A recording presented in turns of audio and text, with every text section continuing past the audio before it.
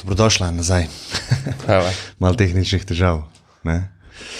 Vam je zmanjkalo tem vmes? Vmes kdaj? Ja, ker sem jaz rihtel tehnične težave.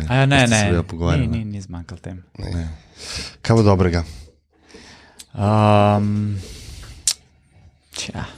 Dolgo se nismo videli. Sem lih rekel, da letos, v tem koledarskem letu, nisem še bil tukaj. Res je. Jutro pa spet. Jutro pa Je to spet. pa dialog, snemamo veš. Hudo. Z Janjem. Prvič po 3 mesecih, ne? mesecih. Da smo vsi trije skupaj. Ne? Tako da- Pa ti si ga videl na Tajskem, ali kako? Janja sem videl na Tajskem, plus en dialog sva posnela brez Andreja. Sva tam. Tako da, ja. To je bil test, veš. Se pravi, Če je bilo brez mene. In lahko je.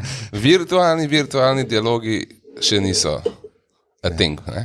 Ne. Prisegaš na fizično prisotnost.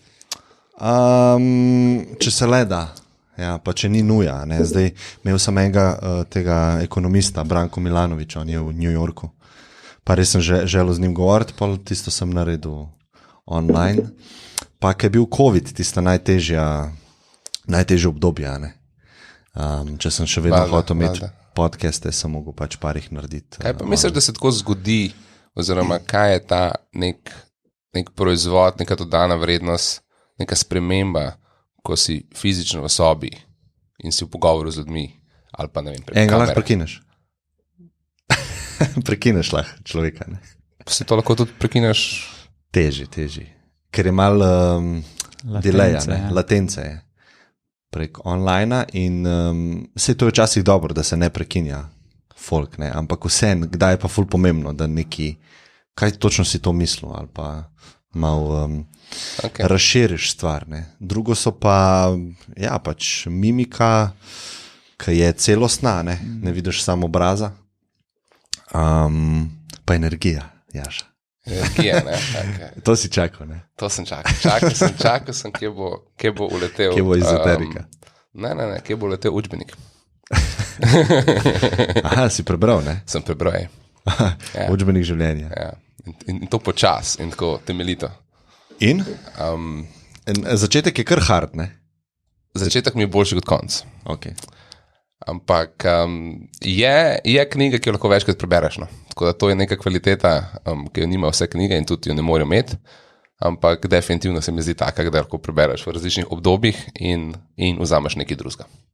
Kaj pa je to, da, mislim, kakšne so te knjige, ki jih lahko večkrat, pa tiste, ki ne?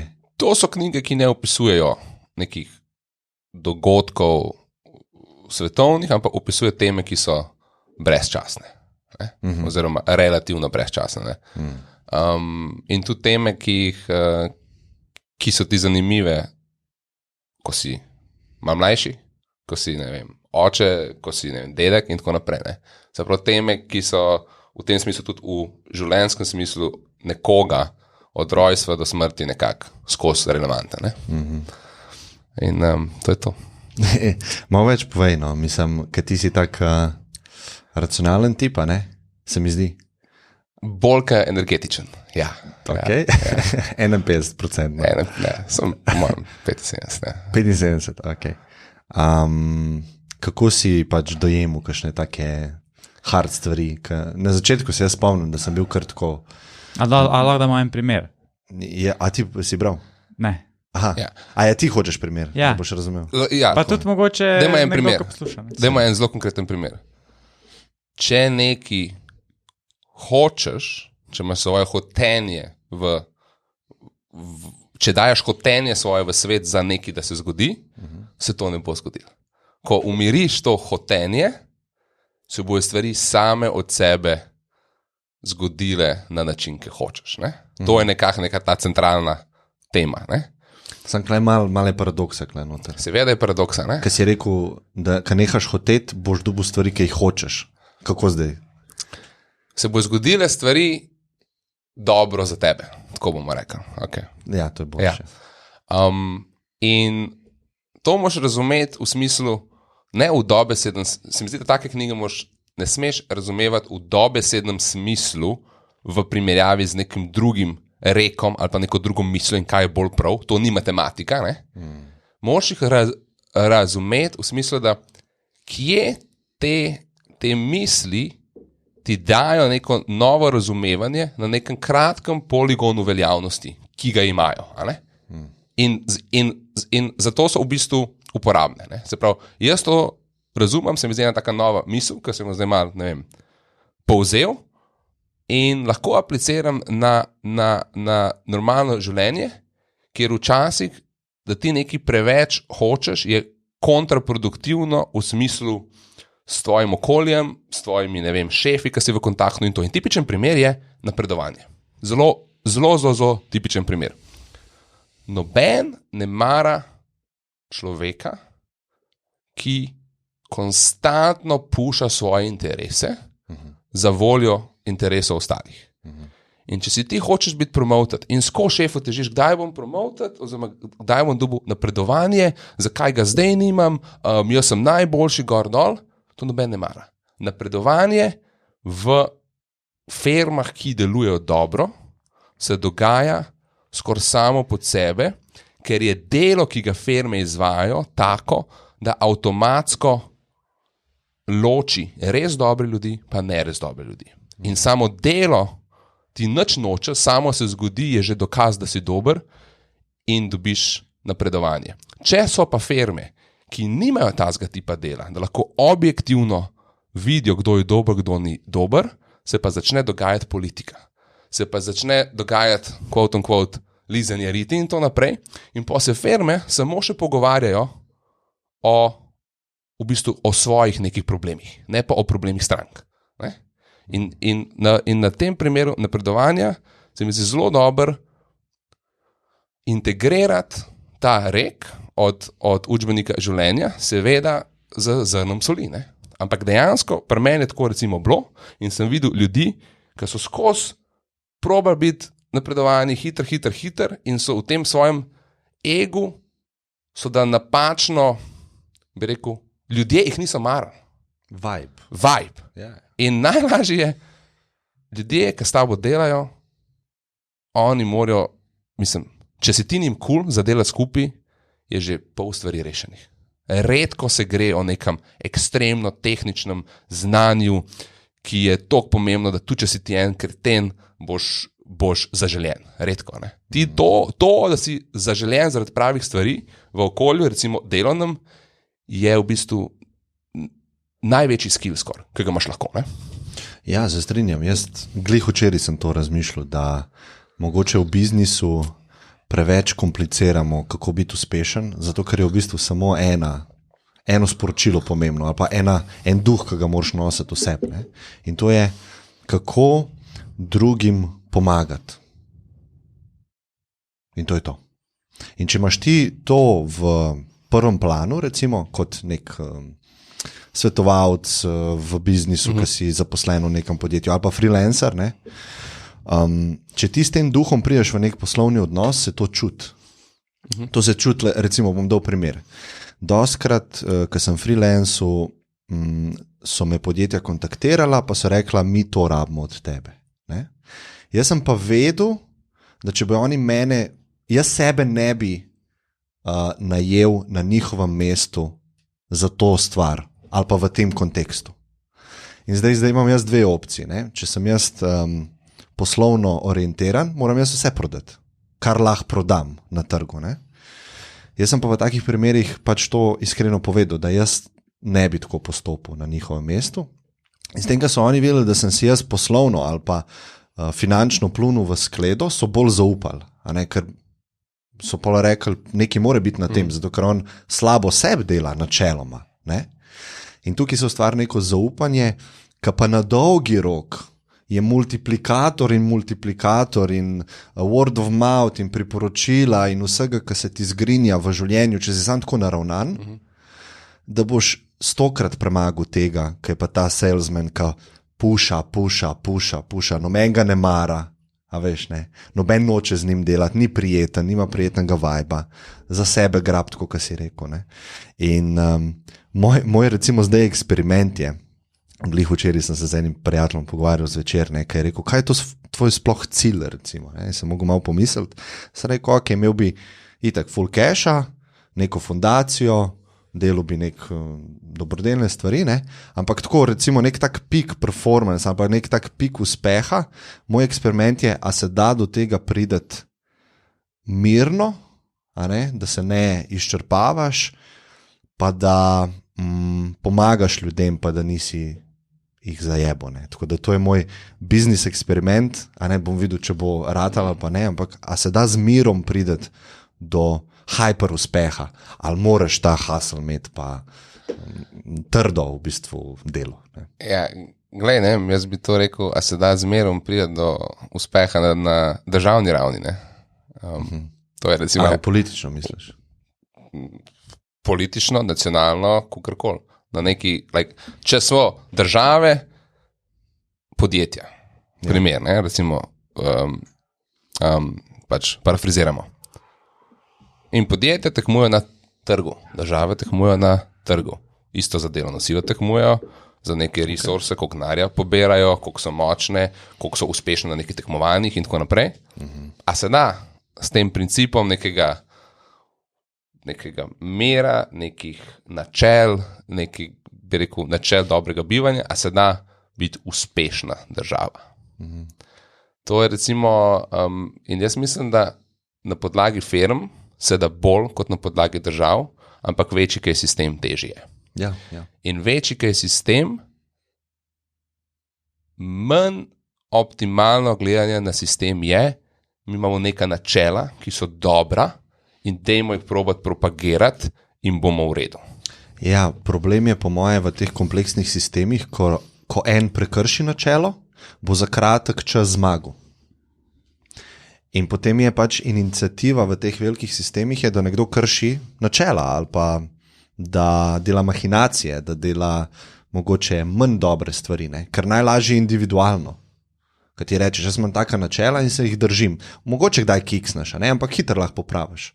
Če imaš pa druge deležnike na ravni države, pa prijem politik, pa začne lagati, recimo, pa populizem začne uforavati, boš ti zelo težko z načeli pa z resnico ga premagal na teh volitvah ali pa na tej debati, ki jo imata. Zelo težko. Ti boš hendikepiran, ker on ima cel asortiman česarkoli, kar lahko reče v svoje dobro, ima tam na voljo. Ti pa nimaš, ne, ker imaš neka načela, ne, in si omejen, on pa ni. Ne. Par problematičnih stvari je v teh izjavah tvojih. Najprej, ali res lahko državo smatramo kot podjetje? Jaz bi se bolj postavil na stran, da ne. Pa še tvoja druga, pa bom pa lahko pol okrog tega malo debatiramo. To je prva stvar, ki bi jo malo šel v globi. Druga je pa, a je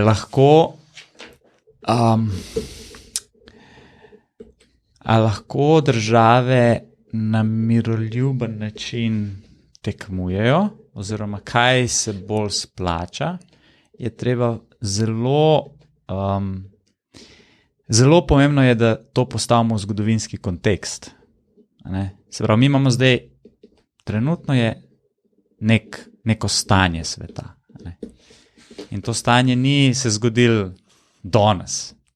To je pač posledica stoletij, tisočletij enih dogodkov, ki seveda zdaj vplivajo na to, kakšna je pa štartna pozicija iz tega trenutka naprej.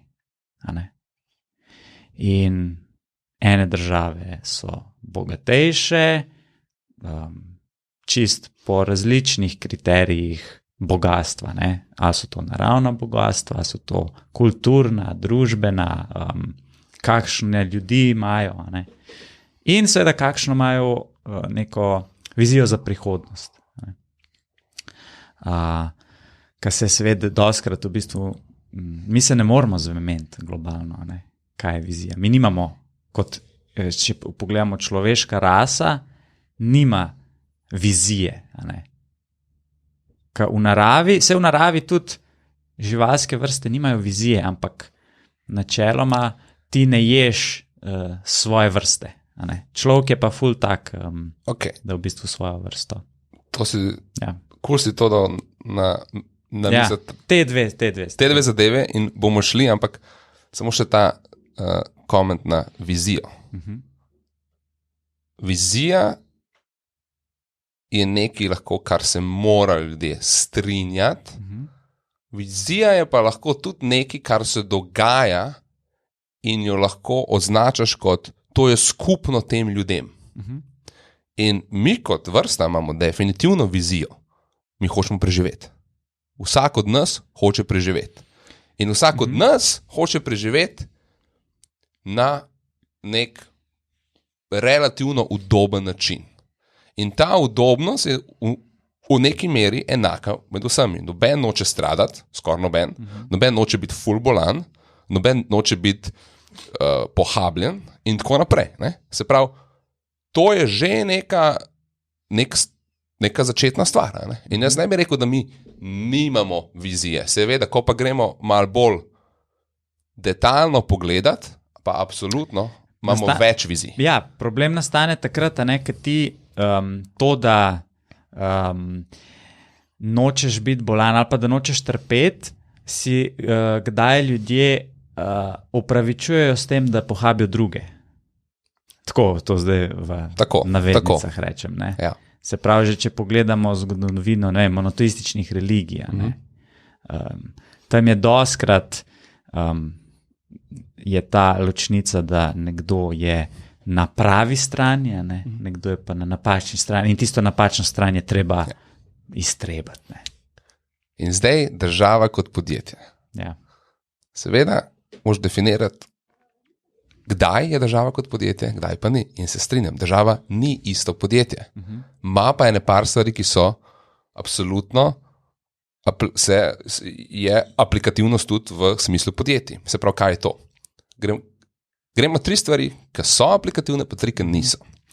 Aplikativno je to, da podjetje ima interese. Svoje interese. Država ima svoje interese in druga podjetja imajo svoje interese. Se pravi, tukaj so neki interesi in je lahko konflikt, če niso v sozvočju. Ne? Potem imaš neka skupna pravila. Na državnem smislu je recimo eno pravilo, ki se uporablja, ne uporabi nuklearnega orožja. Relativno jasno je vsem, da to pa res ne bomo uporabljali. Se pravi, imaš tudi nekaj drugih pravil. Recimo, da tukaj je meja in to je moje ozemlje, ti ne moreš priti s tankom na moje ozemlje. To je neko mednarodno označena meja, mi smo jo enkrat podpisali z vami, se pravi, če boš ti meni tukaj hodil, na moje ozemlje s tanki, imajo pravico druge države ta akt obsoditi. Isto podjetje, če en pride in razbije šipo v podjetju in vzame neke dokumente, verjetno to kriminalno dejanje. Ne? Se pravi, tukaj je podobno.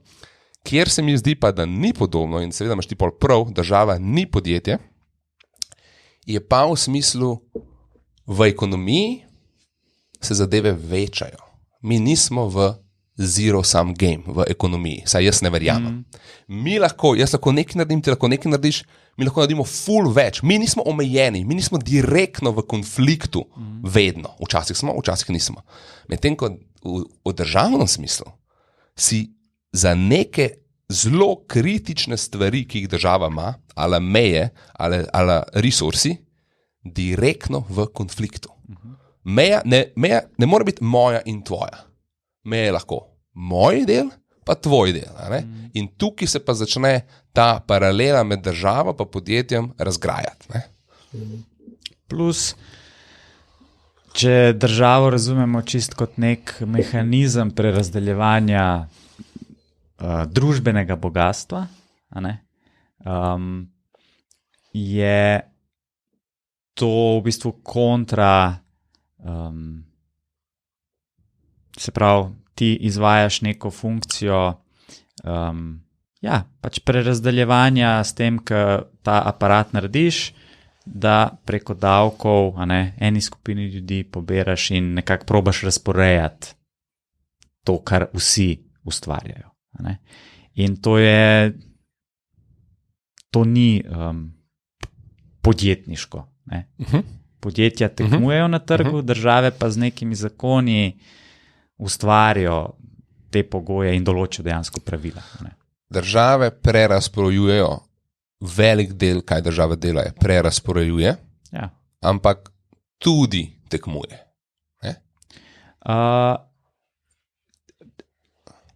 To me sprašuješ, če ena država tekmuje z drugo državo. Tudi, ne? Se pravi, v podjetjih relativno mar prerazporejuješ v primerjavi s tem, koliko tekmuješ, ampak tudi prerazporejuješ med, koliko je kdo plačen, ki je, ne vem, v upravi, koliko je kdo plačen, ki začne, malo lahko razporejuješ, ampak to je relativno mehen del, v državi je prerazporejevanje relativno velik del.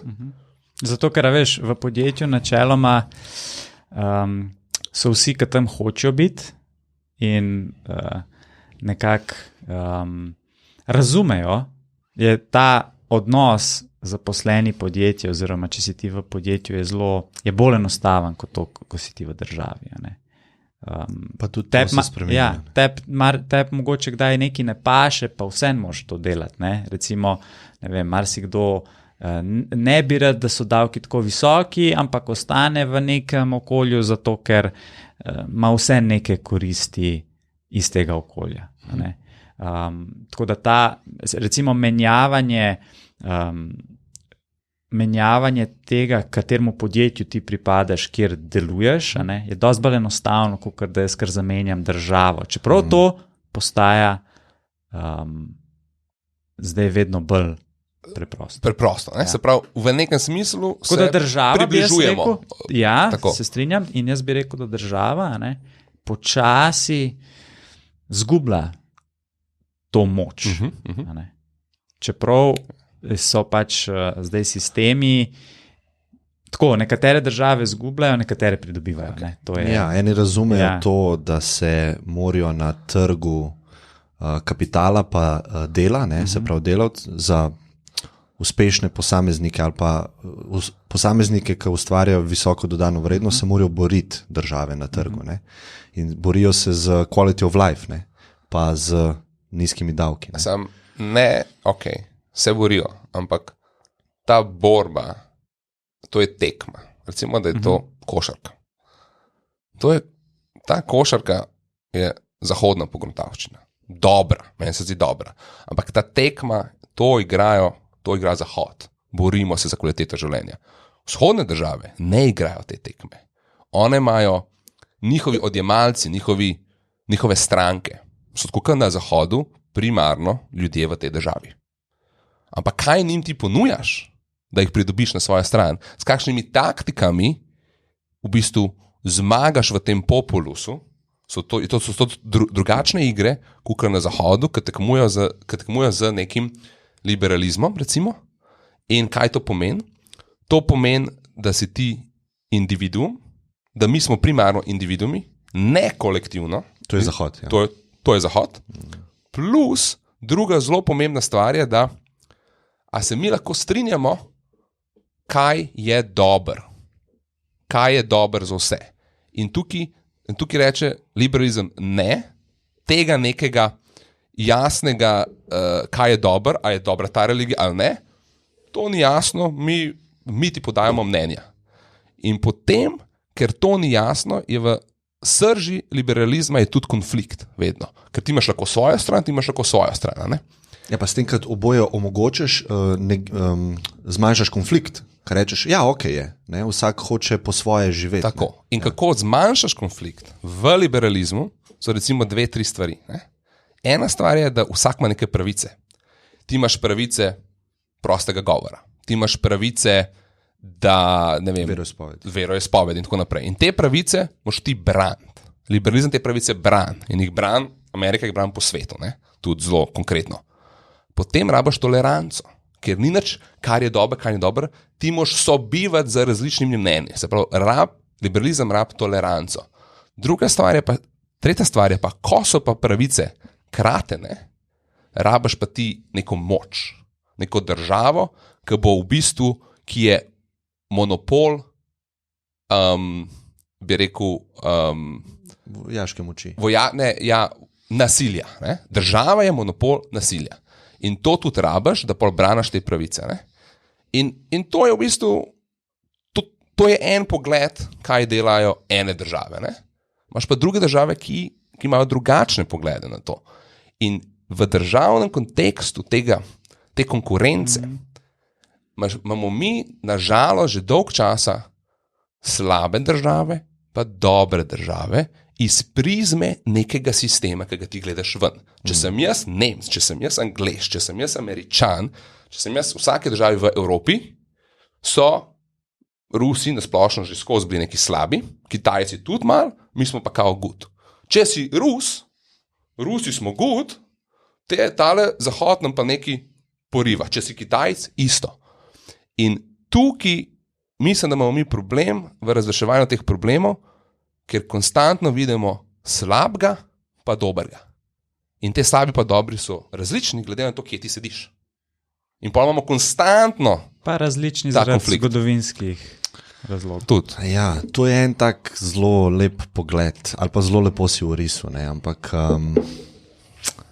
ne bi se čist strinjal, da je pač, zdaj si probo dati equala, se pravi, mi gledamo iz svoje prizme na njih kot bad, oni pa gledajo na nas kot bad in to so samo različni pogledi, tako sem te razumel, Jaz bi rekel, ja, deloma je res, ampak pri enih vrednotah jaz mislim, da imamo objektivne podatke ali pa dokazanje, da zvišuje well-being na dosti dolgi časovni premici. Za en primer, o katerem sem ful razmišljal sploh zaradi te krize pa vojne, ki je v Ukrajini, pa s čim se obadajo Rusi zdaj, državljani Rusije, je svoboda govora. Dokler ni večjih težav, kot je vojna, kot so res lakota, nekaj, ki government totalno fejla, pa zafurava tvojo državo, freedom of speech ni takšen problem, Lahko rečeš, ok, jaz imam službo, dobim iPhone, ok, se nimamo demokracije, pa ne smem reči nič proti Putinu, ampak se ni tok bad, in živiš life naprej. Ampak, če gledamo zgodovino, vedno je prišlo do tega, da si enormno nastradal, ker nisi smel pol tega, niti nisi smel reči, niti nisi smel kritizirati in nisi imel vzvodov, da tega, ki si je vzel moč ali pa ki ima moč nad tabo, nad celotnim ljudstvom, nad celotno populacijo, nimaš vzvodov, da ga daš dol. In takrat so se vedno začela sranja. Zato jaz rečem, vedno ta base vrednota za cel svet, bi celo jaz lahko rekel, je svoboda govora. Jaz tukaj ne vidim nič slabega načeloma, zato ker ideje morajo med sabo krešati se. In ne more nekdo reči, pa priti nad tabo, pa reči, teh stvari se pa ne sme. Jaz mislim, da je to prevelika avtoriteta pa moč za koga. To je super kot neka ideja. In Kitajska pa Rusija lahko zdaj rečemo. Ampak je to dobro. To je super kot neka ideja, ampak kaj to pomeni konkretno za eksekucijo te ideje strani držav? Če je svoboda govora v eni državi kratena, jasno v primerjavi z Zahodom čist drugačen. To ne bo noben rekel, da verjetno ni v Rusiji to ali pa ni na Kitajskem to. Svoboda govora je tam po mojem manjša, kot je na Zahodu. Ampak kaj mora zdaj Zahod narediti? A se mora vmešavati ali pusti? Ne, to je drugo. Ne, ampak o tem se gre. Ker ta tvoj primer svobode govora, lahko mi rečemo, to je en del demokracije. In ta razvoj in raztrošenje demokracije po svetu strani Zahoda, Amerike, na zelo, bi rekel, eleganten način, ne militarističen način velikrat, je njen način povečavanja svojega vpliva. To je njena strategija. In zdaj je vprašanje, a je dober za svet, da en dobro idejo po svetu vsiljuje državam, ki jo nočijo. Tako jo nočijo jo diktatorji. Okay. To je drug nočijo, kot da rečeš, nočijo te ljudje svobode govora. Se strinjam, nočejo unkama največjo moč v uni državi. In še vedno moje vprašanje ostaja. Kaj se pol naredi? In tukaj se mi rabimo pogovarjati, kaj je pol dobra neka mednarodna politika, kaj je slaba. A ne? Če pride do vojne, to je seveda slabo za vse. A ne? In kera politika bo minimizirala vojne? To je vprašanje. Ne? Ja, jaz lahko rečem, recimo, nisem dosti spremljal te krize, ki se zdaj dogaja v Ukrajini, ampak ta odziv Zahoda na način ekonomske specialne operacije, ne, ki jo mi izvajamo zdaj nad Rusijo, se mi zdi super, ker ne rabiš vojaško posegati, nimaš teh velikih konfliktov, a ne? S tem pa se mi zdi, se bo pokazalo na srednji rok ali pa na malo daljši rok, a je dovolj velik pressure, da narediš nekaj, kar hočeš, da ta država naredi. Ne? V tem primeru, da neha biti agresivna napram sosednji državi. Ne? Ali pa da si uredijo demokracijo, pa da malo dajo pritisk na te vladarje, ki so jih spravili v to situacijo. Ne? In zdaj jaz mislim, svet je vedno bolj homogen, se pravi, od druge svetovne naprej imamo organizacijo OZN, tam lahko glasujemo in zdaj se je lepo videli, kako je skoraj cel svet, ali pa cel zahodni svet, masovno pritisnil pač na Rusijo skozi te ekonomske sankcije. In jaz mislim, da tako, tista država, ki noče sodelovati v vrednotah sveta, ali pa OZN-a, svoboda govora, recimo, pa demokracija, to dvoje, bo enostavno pritisnjena z ekonomskimi sankcijami. Ali pa bo izključena iz našega kluba, ki imamo te vrednote, ne? Ker jaz mislim, da če smo mi trije frendi, pa igramo košarko, pa pride nekdo, pa malo spremeni pravila tej košarke, mi ne bomo pač z njimi igrali košarke. Ne bomo ga pa pretepali. Ne? Ja, sam problem je vedno ta vojaška. Zakaj je v Rusiji problem? Ne? Je zdaj ta jedrska grožnja. Ne? Saj, če bi Rusija zdaj bila neka država brez jedrskega orožja, mislim, da tukaj sploh ne bi bilo vprašanja. Mogoče je dobro, da imajo jedrsko orožje, ker s tem nimaš vojaškega konflikta. Se med drugo svetovno vojno ni bilo jedrskih orožij prvo polovico, ne? Ja. Pa je bilo uničenje katastrofalno. Se strinjam. Ne. No in to je zdaj neka dodatna spremenljivka v tej enačbi. Zdaj so države, kot je Rusija, ki imajo nizko stopnjo svobode govora, ki imajo visoko stopnjo diktatorstva, ne? Se pravi, ni mehanizmov, da zdaj ljudski narod izvoli drugega voditelja. Imajo oni zelo veliko, ne bi rekel pogajalsko moč, ampak imajo izsiljevalsko moč v bistvu, ne?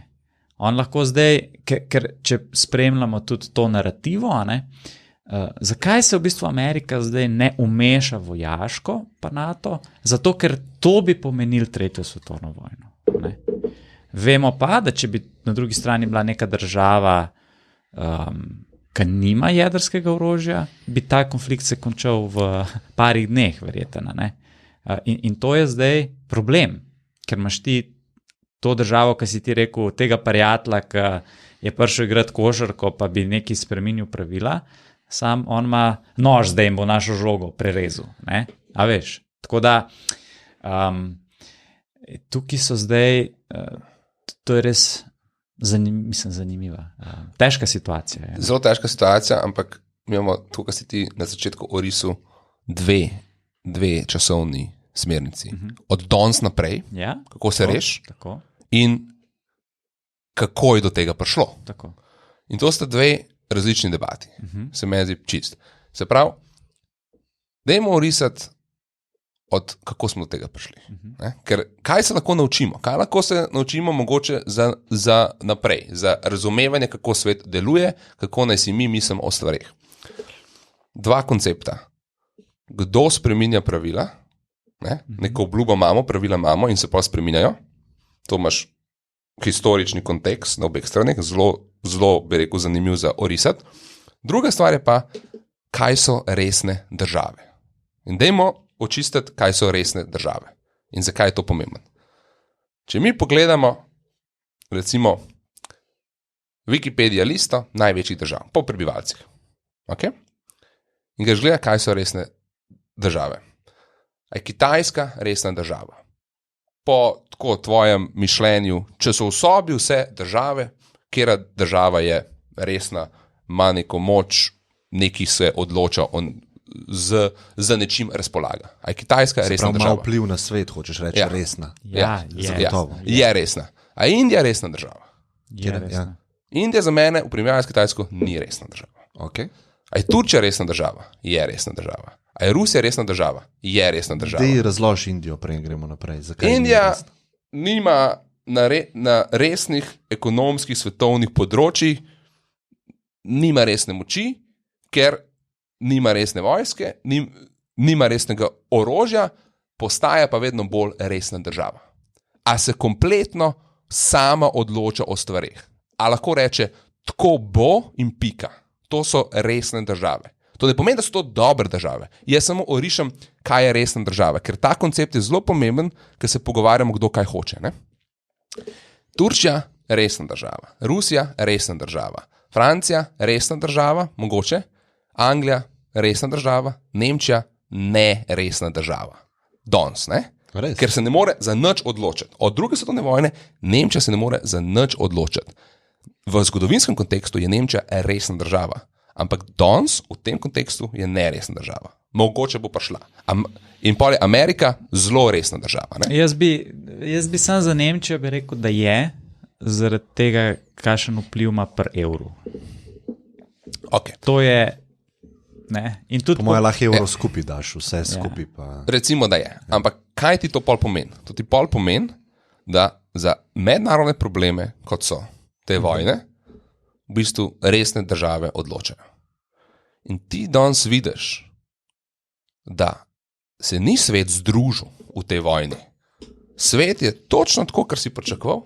Imaš blok resnih držav, ki so independent, ki so gledajo malo strani ta konflikt, ki so neodvisne na podlagi konflikta, Brazilija, Rusija, Kitajska, Indija in gremo naprej, ne? Iran, Turčija in države, ki so absolutno ta konflikt obsodile. In kdo je obsodil, kdo ni obsodil, je absolutno popolno po pričakovanju. Niti enega presenečenja ni. Ja, to je res. In tukaj vidiš, da je svet razdvojen v smislu, kako gleda strateško in kako mogoče tudi gleda na podlagi nekih vrednot. In pol se pogovarjamo, kdo je prekršil kera pravila. Ne? In gremo to malo pogledati, ko je Sovjetska zveza razpadla. Recimo takrat. Sovjetska zveza je razpadla, zaradi velikih razlogov, tudi internih zelo, in takrat je bila zelo šibka. In takrat je bil Gorbačov, pa prvi Bush, oziroma Reagan Bush. Ne? In pride Gorbačov v Ameriko, prijateljsko, in reče, dajmo se zmeniti, kako bomo mi to uredili. Kaj je z Nemčijo? In reče, Amerika, mi vam damo en deal, in ta deal je, Nemčija se unificira, ampak NATO se ne širi bolj na vzhod od Nemčije. Ta deal ni bil pisno, ta deal je bil ustno, ampak imaš posnetke, mislim, to je fakt, no? In pol kar naenkrat se NATO širi. Okay? In NATO se širi in se širi, ne vem, v Estonijo, Latvijo in tako naprej. In Rusija miruje. 2001 reče Rusija, a ga lahko NATO, reče oni ne. Ne? Rusija reče, kako ne? NATO je bil neki proti neki sili naši, ampak mi smo zdaj pismo, zakaj ne moramo iti? Ne. In pol Rusija miruje. Zakaj je odgovor ne? Odgovor je ne, ker je to tekma moči. In Amerika je bila to je bil, kako bi rekel, vrh moči ene države, je bila Amerika leta 2000, pred 9/11, ne?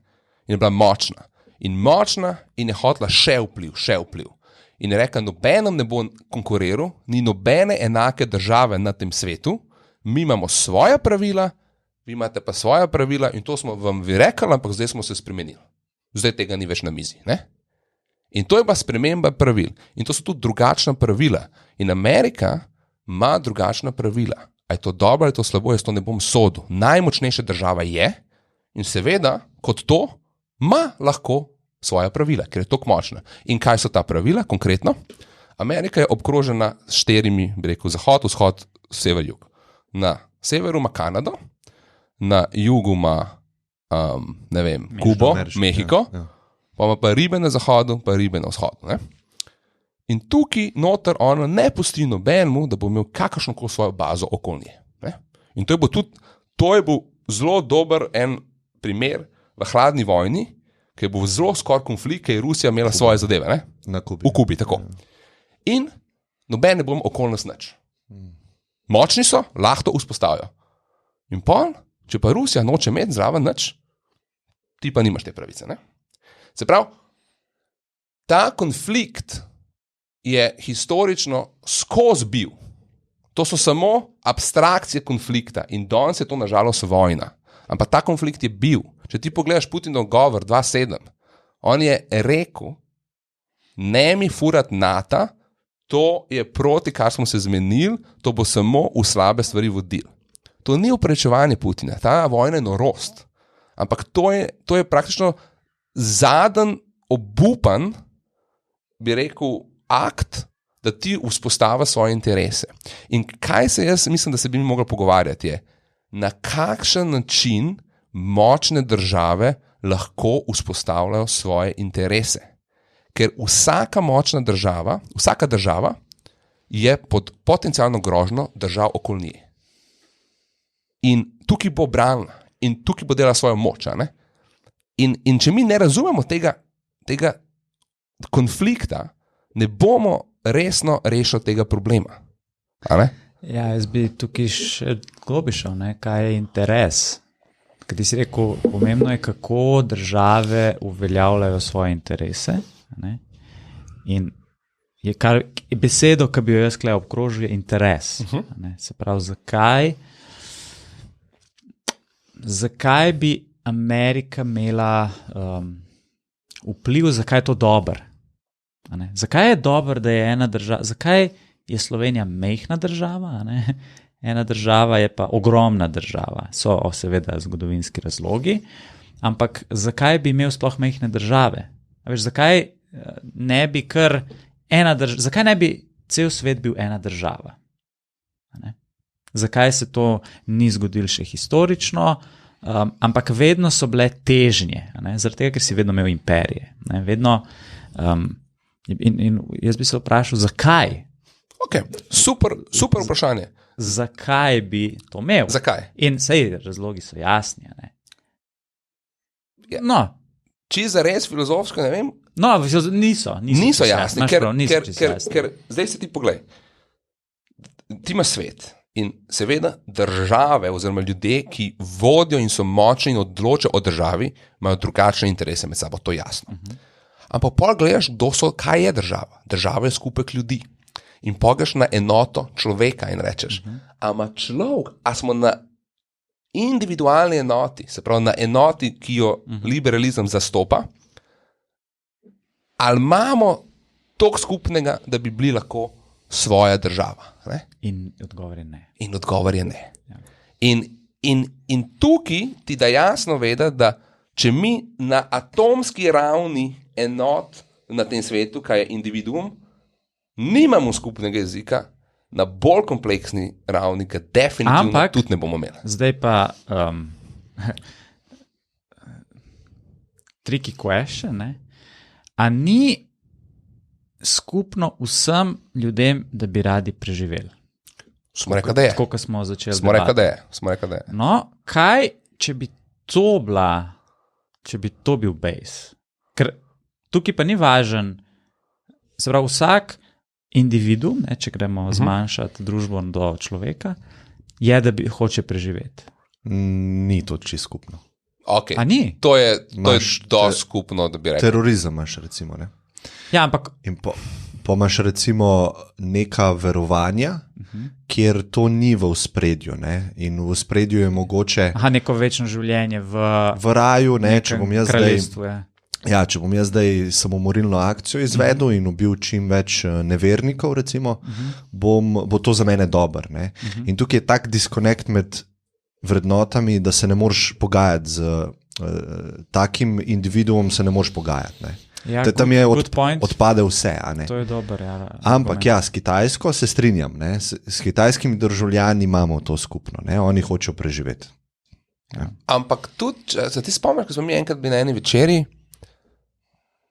pa en rekel, ta research za podaljševanje življenja.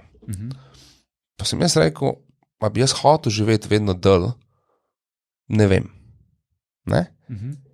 In dejansko ta zadeva, a ti hočeš preživeti v smislu, da hočeš živeti še, tukaj po mojem se vsi ljudje ne strinjajo. Ne? Ampak ja, to je filozofsko, ker mi še ne vemo dosti stvari. Ampak recimo, da večina ljudi hoče preživeti. Ne? Kaj za to pomeni? Ali pa tako, hočeš se v življenju, se hočeš izogniti, hočeš se izogniti bolečine. Ne? Ja. Hočeš... Lacan je ful dobro rekel. Ne? On je predlagal, da bi vsak vojaški spopad mogel biti izglasovan strani ljudstva. Ne? Se pravi, referendum bi bil vedno, ko bi recimo napadel eno državo ali pa neko vojaško akcijo imel, ne? Da bi mogel imeti referendum, kjer bi ljudstvo neposredno odločilo ali ja ali ne. Ne?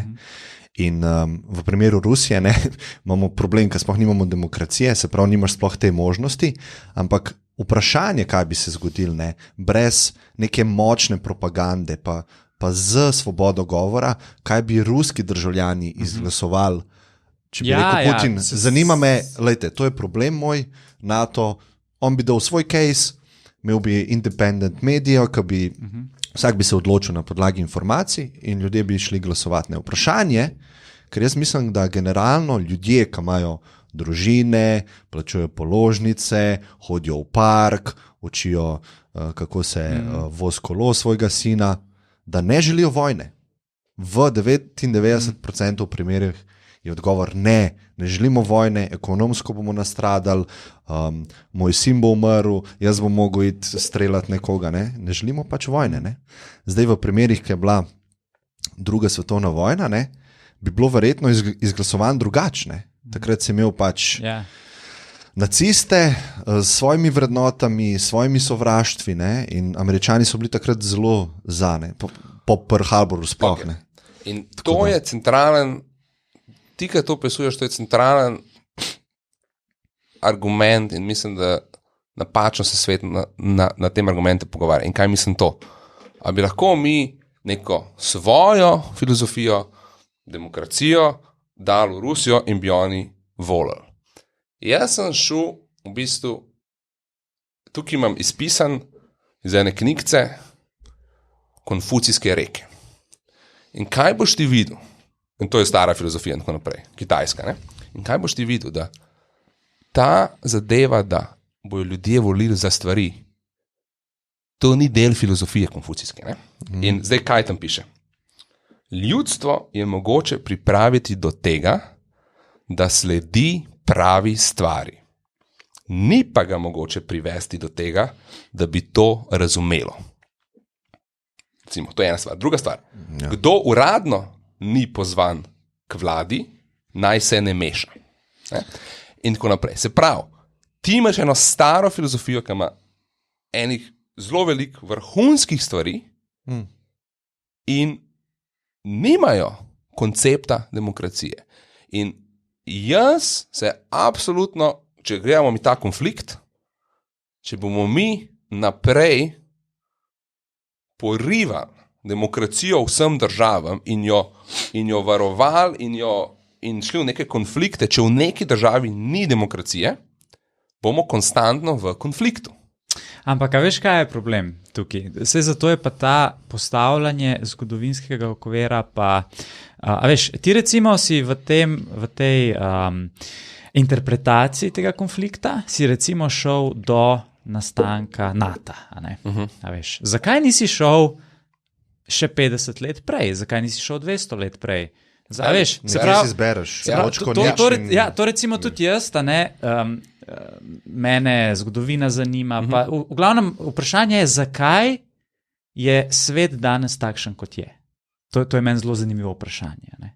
In pol v bistvu, ko če hočeš si odgovor dati na to vprašanje, moraš seveda gledati v preteklost. Ja. A ne? In hitro prideš do enega problema, da zelo težko se nekje ustaviš. Ne? Ti prideš do nečesa, prideš, ne vem, svet je danes tak, ker se je po drugi svetovni vojni smo se tako zmenili. Zakaj je do druge svetovne vojne prišlo? Ok. Zakaj je prišlo do prve svetovne vojne? Zakaj je prišlo do industrijske revolucije? Zakaj je prišlo do rimskega imperija? A veš, in tako v bistvu je zelo težko neko točko dati. Ja. In tudi jaz mislim, da ti v svojem razmišljanju delaš napako. Demokracija je enkrat nastala. A ne? Se pravi, to ni to je produkt neke kulture, pa neke družbe, enkrat v zgodovini človeka. Ne? In ti da zdaj rečeš, to, da bomo mi demokracijo vsiljevali nekim drugim narodom, se mi ne zdi dobro.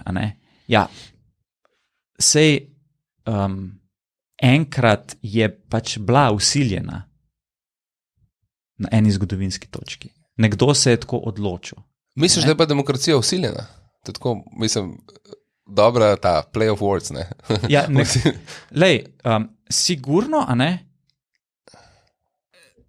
so v enem zgodovinskem kontekstu, recimo rečemo, da je demokracija izvira iz Grčije.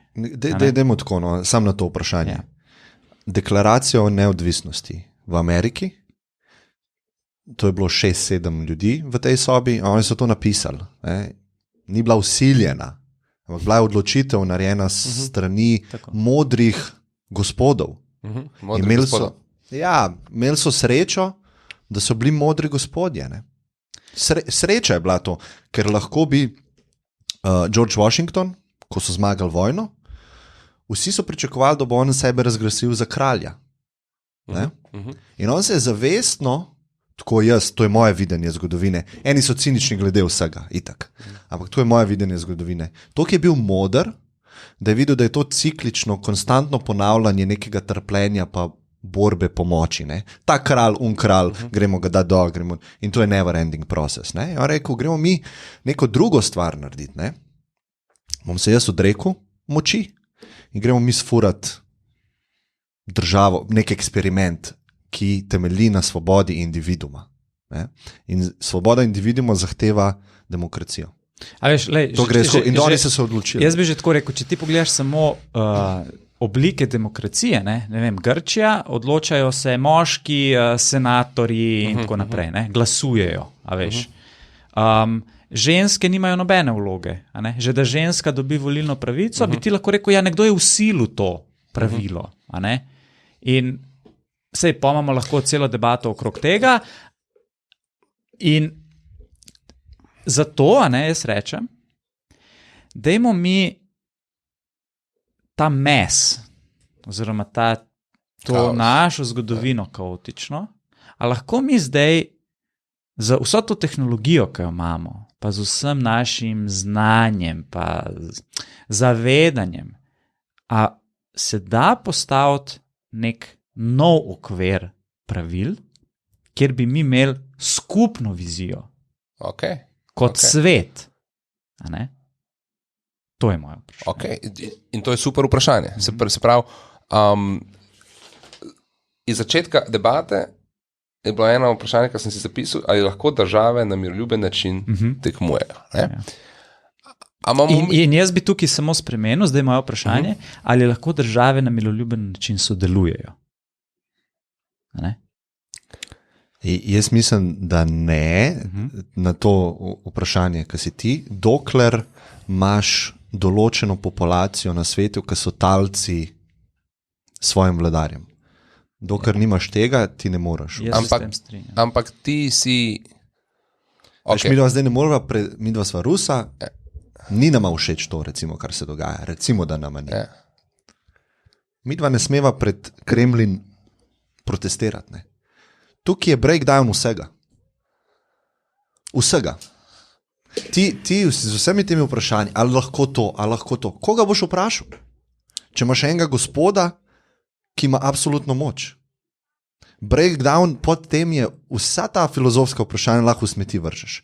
Zato, ker bo njegova volja in ponovadi je želja pomoči, njegova volja obveljala in je game over. No, ampak ena zelo konkretna stvar, kako moramo mi delovati, oziroma s temi, bi rekel, despoti. Ne? Ali se vmešavaš, kako interno nek sistem deluje, ali Kitajska, ali Rusija, ali se, kako interagiraš s tem. Kitajska, vemo, ima veliko teritorijalnih vprašanj nerešenih. Ne? Ogromno.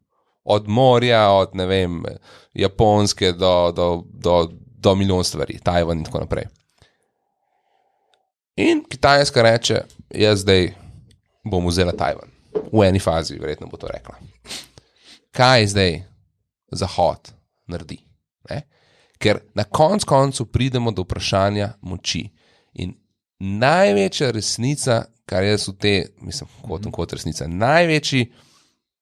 najbolj pomembna zadeva, ki jo jaz skozi imam v glavi, prav vseh teh konfliktih je, da neka enota, država je lahko poškodovana oziroma oškodovana, ohromljena strani ostalih držav. In ona bo minimizirala ta riziko. Vsaka država naj ga bi minimizirala. In na kakšen način se države tukaj v bistvu so v konfliktu. In jaz ne vidim rešitve v tem, da enkrat, ko je recimo v Rusiji, ne vem, nekaj nedemokratičnega se zgodi v Rusiji, se začne Zahod razburjati in ne vem, gor dol neke sankcije. Take zadeve privajajo do svetovnega konflikta. Ker na koncu tega vprašanja ne moš razrešiti z demokratičnimi stvarmi. A ne? Ti ga lahko samo silo. Ti despotov z demokratičnimi prijemi ne moreš vrš iz oblasti. Lahko samo silo. In kaj je pa rešitev? A je rešitev sila? Ali je rešitev sobivanje z despoti? In pol se vprašaš strateško, kaj je riziko za Zahod. In riziko za Zahod je, ko neke sile, ki nimajo zahodnega mišljenja, dobivajo na moči, ekonomski moči, vojsko gradijo, je riziko, kdaj se bojo one odločile, da nas direktno napadajo. In zato, da se to ne bo zgodilo, jih moramo, dokler so še teenagers, malo brcati, malo poškodovati, da se ne bojo razrasle. In kaj se v bistvu pa de facto zgodilo, je, da Kitajska je z ameriškim denarjem buildala gospodarstvo in reče, super, pocen delovna sila. Kar naenkrat je to kompetitor. Ne? In če se od danes naprej pogovarjamo, dajmo se konkretno pogovarjati, kaj bo Zahod, s kakšnimi prijemi bo Zahod nekonfliktno prihodnost probal vzpostavljati. A ne? Smem. Mogoče, ker je zelo kompleksno vprašanje, pa verjetno ni enostavnega odgovora, sploh iz moje strani, ker nisem nek strokovnjak za geopolitiko. To so izredno kompleksni sistemi in kompleksne stvari, ki jih daješ na mizo. Ampak če poenostavimo, pa vzemimo neko metaforo neke družinske celice, imaš moža pa ženo, in ta mož ženo zlorablja fizično in krati recimo svobodo, da ne sme poklicati policije, ne sme določenih programov na televiziji doma gledati. Se pravi, on je v bistvu svet prilagaja in manipulira z njo plus zlorabljajo. Ti si pa recimo zunanji, nisi v tej družini. Se pravi, ti si sosed ali pa še dlje stran. Ne? In zdaj ti srečaš to žensko in jo vprašaš, a želiš, da ti mi pomagamo? Pa ona reče, ne, tako je prav, da je. Jaz mislim, da se moraš ti odmakniti. Dokler ona ne bo sama notranje prosila za pomoč, uprla se, ne vem, zaštihala, ne vem, karkoli. Jaz mislim, da ti nimaš pravice posegati s svojimi vrednotami, kaj pa je za tebe dobro. Zdaj pa, kar se pa tukaj dogaja, Imaš pa ne samo, da ta mož zlorablja svojo ženo, on gre ven iz stanovanja in prefuka še tvojo ženo. Ne? Ja. In ona reče, hej, on me napada. Ne? Kaj pa zdaj narediti? Vsiljevati svoje vrednote, da se žena ne prefukava? Ja. Ne, Tako da to je mogoče to ni preveč poenostavljeno. Moje vprašanje. Moje vprašanje je konkretno. Kje poseješ? Kako se naučiti živeti s tem možem, ali kaj? Kitajska vzame Tajvan. Kako se v bloku nauči? Kaj bo Zahod zdaj naredil? Kaj naj Zahod naredi? Konkretno. Tole zdaj je ena predigra za eno resni, svetovni konflikt. To je zelo resen konflikt, ampak ni pa še svetovne razsežnosti. No, in ti si nekako, če jaz prav interpretiram pač ta sporočila, te sankcije, nekako ti je to, da se konflikt poglablja, ne da se rešuje. Sankcije, pustim primer, to je del responsa. To je respons. To je mogoče dobro. Ja. Ampak kaj jaz hočem reči, da po drugi svetovni vojni ta način, kako ta konflikt menedžemo, ki basically Amerika reče, tako je in tako je, ta način ne bo za prihodnost deloval. Sigurno, da ne bo. Se pravi, mi ga moramo spremeniti. To je slab način. Se strinjam, ampak lej, jaz bom zdaj še se ne strinjam. Jaz bom zdaj še eno analogijo dal. Ful mi je bilo všeč, ko si rekel to, naučiti se živeti s tem despotom. In v naši družbi, kje se največ ljudi v svojem življenju, odraščanju, kje se prvič sreča z nasiljem? V družini. Eni se v družini, ampak recimo, da se večina sreča, ko začne iti v šolo. Okay. Ker tam je nek bully. Ja. Se pravi, ta bully se je pa verjetno v družini. Nasilnež. Je pa nasilnež, je pa v družini verjetno spoznal nasilje. In takrat se družba prvič sreča z nasilnežem.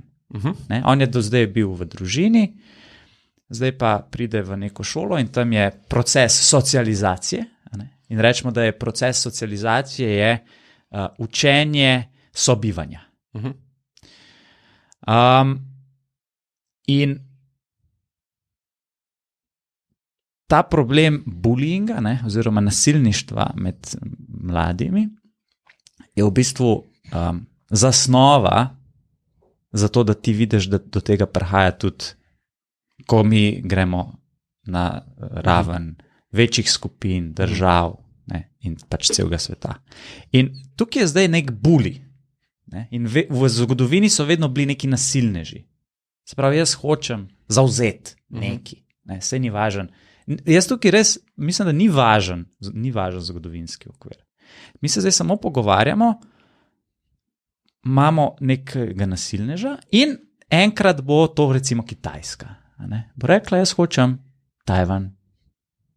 Jaz hočem Tajvan in to, kako mi delamo z nasilneži, a zdaj mi otroke učimo, veš, tale Tomaž je ful nasilen, ne vem, probi zbežati od njega. Ne, to je pač treba obsoditi. Treba je tudi reči, da temu se je treba zoprstaviti. Ti ne moreš to kar pustiti, da se to razrašča. Zato pravimo, da absolutno se mora svet v izogib tega svetovnega konflikta, kjer bi bila neka totalna vojna, kjer dejansko umre veliko ljudi, se mora zmeniti, kako pač postopati v primeru nasilništva. Ko nekdo pač hoče. Ampak problem je, problem srž vsega, je pa jedrsko orožje. Ok, to se zdaj veliko na mizo. Ena debata, jedrsko orožje, ok, ampak čist gledano, kdo je nasilna civilizacija? A je Kitajska imperialistična nasilna civilizacija? Zgodovinsko. Moraš postaviti. Ali postavi zid okoli. Moraš postaviti, ja, ni. Ampak, če ti gledaš lokalno, bi se pa verjeten neki lokalci tam rekli, ja, oni. Lokalno je, ampak katera država je zavojevala, katera sila je zavojevala svet? Kaj zavojevala svet. Kdo je imel kolonije? Zahod. Znači, vzhodne civilizacije. Ne, jaz bi šel še nazaj. Vse. Če gledaš ti imperije, vsak imperij. Jaz ne bi rekel Zahod, jaz bi rekel, to je neka težnja ljudi. Okay. Sej mogoče oprosti, no? Ampak velikrat smo Zahod rekli. To je v bistvu zelo slab termin. Se ti zdi? Ja, zato ker ni na Zahodu samo teh vrednot. Jaz mislim, da kar rečeš Zahod, ti govoriš o vrednotah, ti govoriš o demokraciji, ti govoriš o svobodi govora in tukaj pade Japonska zraven, ki ni na Zahodu. In je, ja, tako. Ampak tako. To je Zahod. Zahod je v bistvu civiliziran, demokratičen svet, kar rečemo Zahod. Mislim, veš, če bi pogledal zgodovinsko, ne vem, mongolski imperij, to je vzhodna neka družba, ki je se širila. Okay, ampak kaj hočem povedati to? Kaj se zgodi, če toleriramo Kitajsko in se ne zoperstavimo, recimo, da Kitajska vzame Tajvan in Amerika pošlje neke ladje tja. Ja. To bi bil en respons. Drug respons bi bil, ok, neke male sankcije, tretji respons, business as usual, dajmo trgovati, to ni naša stvar. Recimo primer. Kaj se zgodi, če take response v miselnem eksperimentu furamo do limite? To je meni zanimivo. Ja, kaj se zgodi, po tvojem? Imamo 3 response za konflikte. Business as usual, nas se direkt ne tiče, oni s temi sosednjimi državami delamo, kar hočeš. Strong response, military gre tja, to vi ne boste, tukaj so puške, nehite. In nek weak sanctioning response, recimo neka ekonomska sankcija. Jaz bi dodal 4. Strong economic response. Lahko daš, ok, good. In jaz mislim, da v današnjem primeru svetu... Kitajske je to jeba, veliko večja jeba, kar vse. No, super. Se pravi, imamo 4 response. Kaj se zgodi svetom, če take response furamo konstantno še na novo?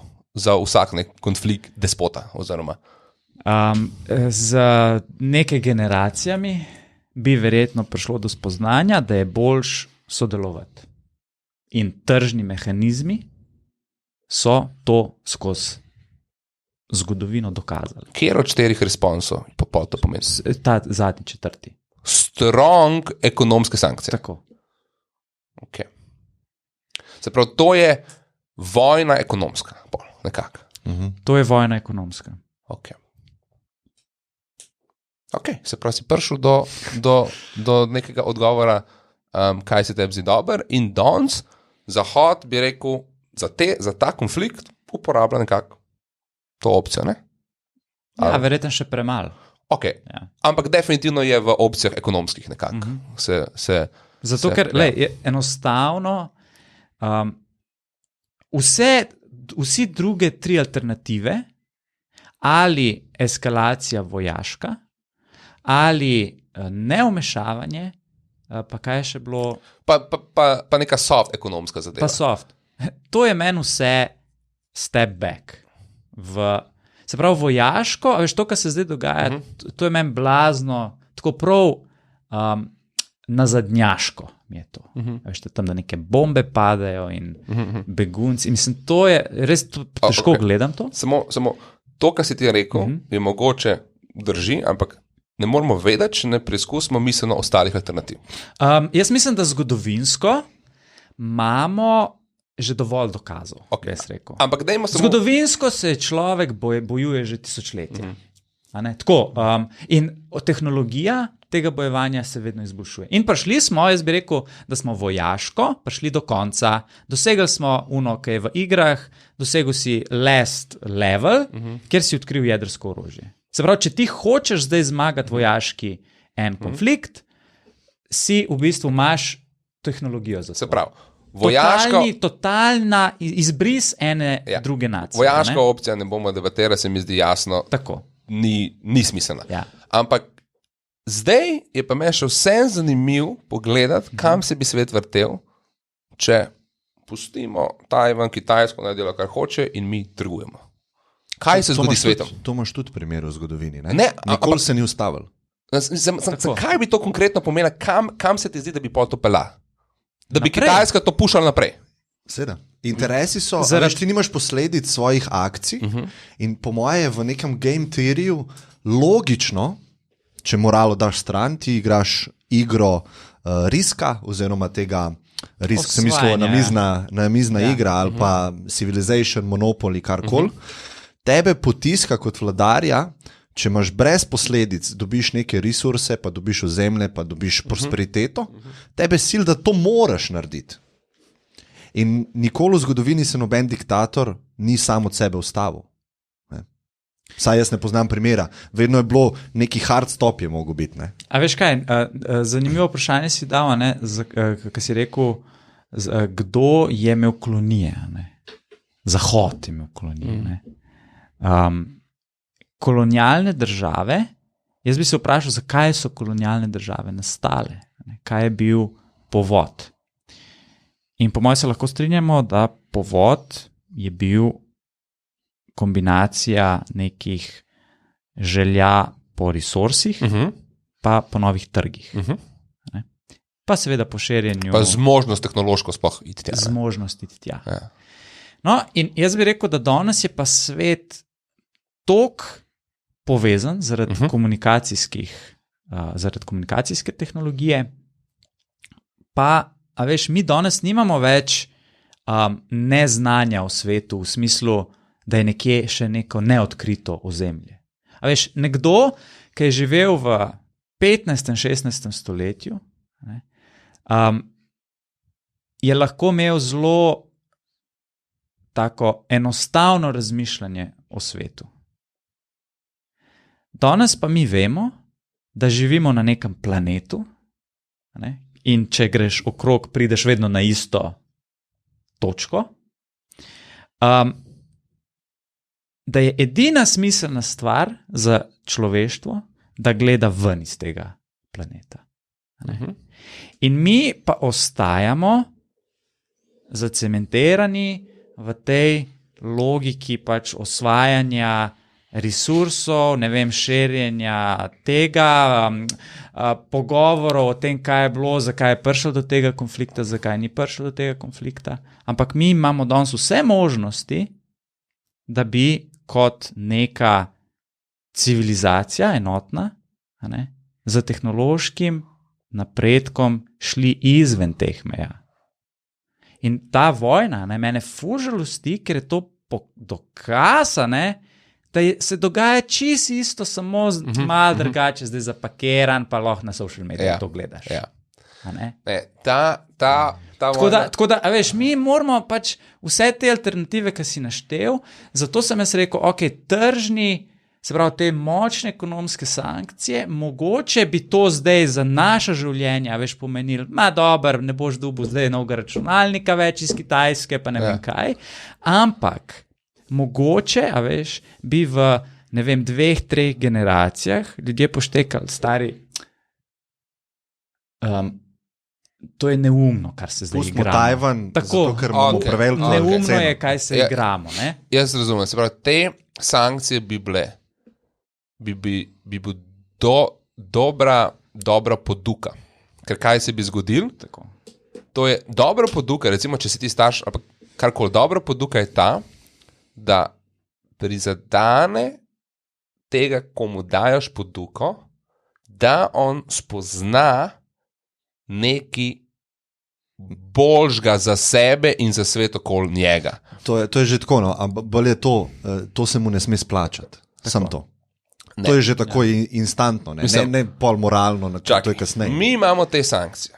In sankcije imamo 1 leto, 2 leta, 3 leta na obeh straneh, logično. In kar enkrat vidimo, jaz ne morem dobiti normalnega avta, stare cene so šle gor, cene pšenice so šle gor, dražje, svet je bolj zajeban, stari, na zahodu, v Rusiji, pa na Kitajski, stari moj, mi imamo prazne dvorane, tovarne, toliko neke produkcije gre v nič, folk mi protestira na ulici, folk je lačen. Mi smo tukaj že 30 let v neki te sankcijski vojni, koliko bolj bedno živimo kot leta, 2020. In pol folk reče, gremo skupaj, pa dajmo to malo pozabiti, te nekaj, kaj je bilo prej, pa a se lahko zmenimo za nek nov način pravil. In te reseti so se dogajali v zgodovini. Ja, leta 90 je bil en reset. In se mi zdi, da veliko držav, ogromno držav, tudi Kitajska med drugim, tudi Rusija v smislu iz letih 90 pa zdaj, ekonomsko mi živimo veliko bolj. Manj je revščine, praktično noben je več lačen in tako naprej. Se pravi, nam je ratval nekako, ne? Pol pa, sem pa zdaj očitno smo spet v en ta konflikt.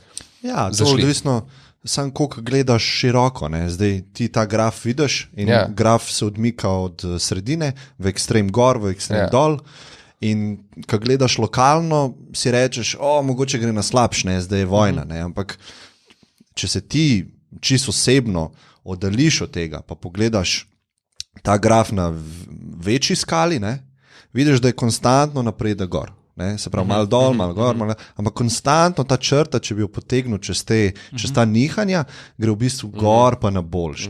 Tako optimist vidi, pa tako jaz mislim tudi racionalen človek vidi, če gleda za nazaj. Valjda se pa ujameš tekom dogajanj, social media še malo potencira to, se ujamaš, kam pa gre svet, svet.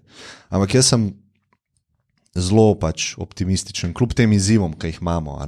Zato, ker konstantno probavamo. Zdaj probavamo z ekonomskimi sankcijami, temi na hard. To v bistvu to se na veliki državi ni.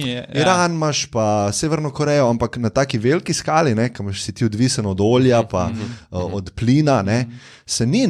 In zdaj bomo malo pokasirali, više bomo imeli položnice, ampak jaz mislim, da to je cena za svobodo na dolgi rok ali pa cena svobode naših otrok, vnukov in naprej, ker bomo mi zdaj malo plačali.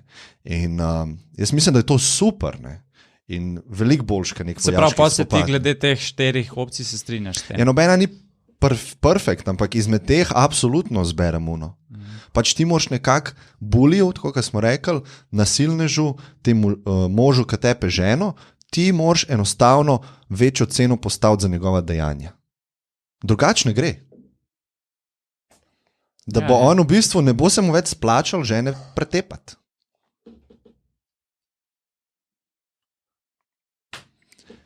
Jaz nisem tako prepričan, da so ekonomske sankcije na dolgi rok, da so edine 4 opcije.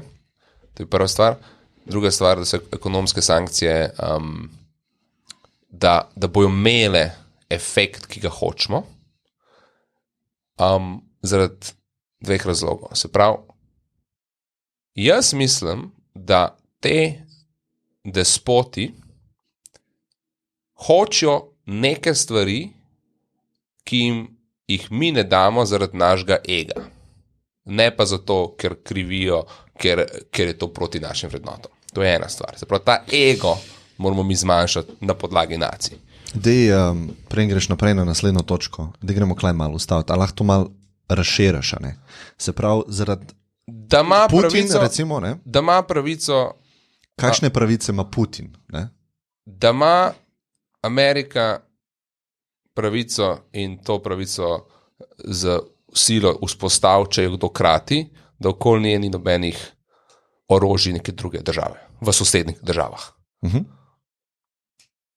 A lahko damo to pravico recimo Rusiji, v smislu NATO, ne? Jaz bi tako rekel, ne? Ti imaš individualne države, Estonija, baltske države, imaš Ukrajino, demokratično izvoljen vladar, imaš voljo ljudstva, a vi želite iti v EU. Želimo iti v EU. Ne? Se Kuba je želela imeti ruske zadeve, pa je Amerika ni dala, ne? Ja, razumem, tukaj so interesi Amerike in jaz bi tako rekel, ne, če imaš ti jedrsko orožje okoli Rusije, ja, se strinjam. Ne bi bilo dobro, da imaš tam nek domet. Mi se pogovarjamo za pravice. In slabo je, da mislimo, da je en slaba entiteta, ena pa dobra in da tako igramo igro. In če se ti postaviš v kožo ljudi na drugi strani, boš imel verjetnost, ker boš razumel konflikt, ker se večina druge strani ne bo postavila v tvojo kožo, či zares. Ampak v čigavo kožo se moramo mi postaviti, da razumemo Rusijo? Biden v Putinovo, Putin v Bidenovo. Tako, vladar v vladarja. Tukaj je malo drugačne. Zato, ker jaz mislim, pa verjamem, da razkorak med Bidenovimi interesi pa interesi njegovih državljanov so bolj skupaj kot interesi Putina in njegovih državljanov. Ne? In zdaj ti, ko primerjaš Biden pa Putin, lahko rečeš, primerjaš voljo v grobem Američanov pa voljo enega človeka. Ne? In tukaj že nimaš ni dobra primerjava.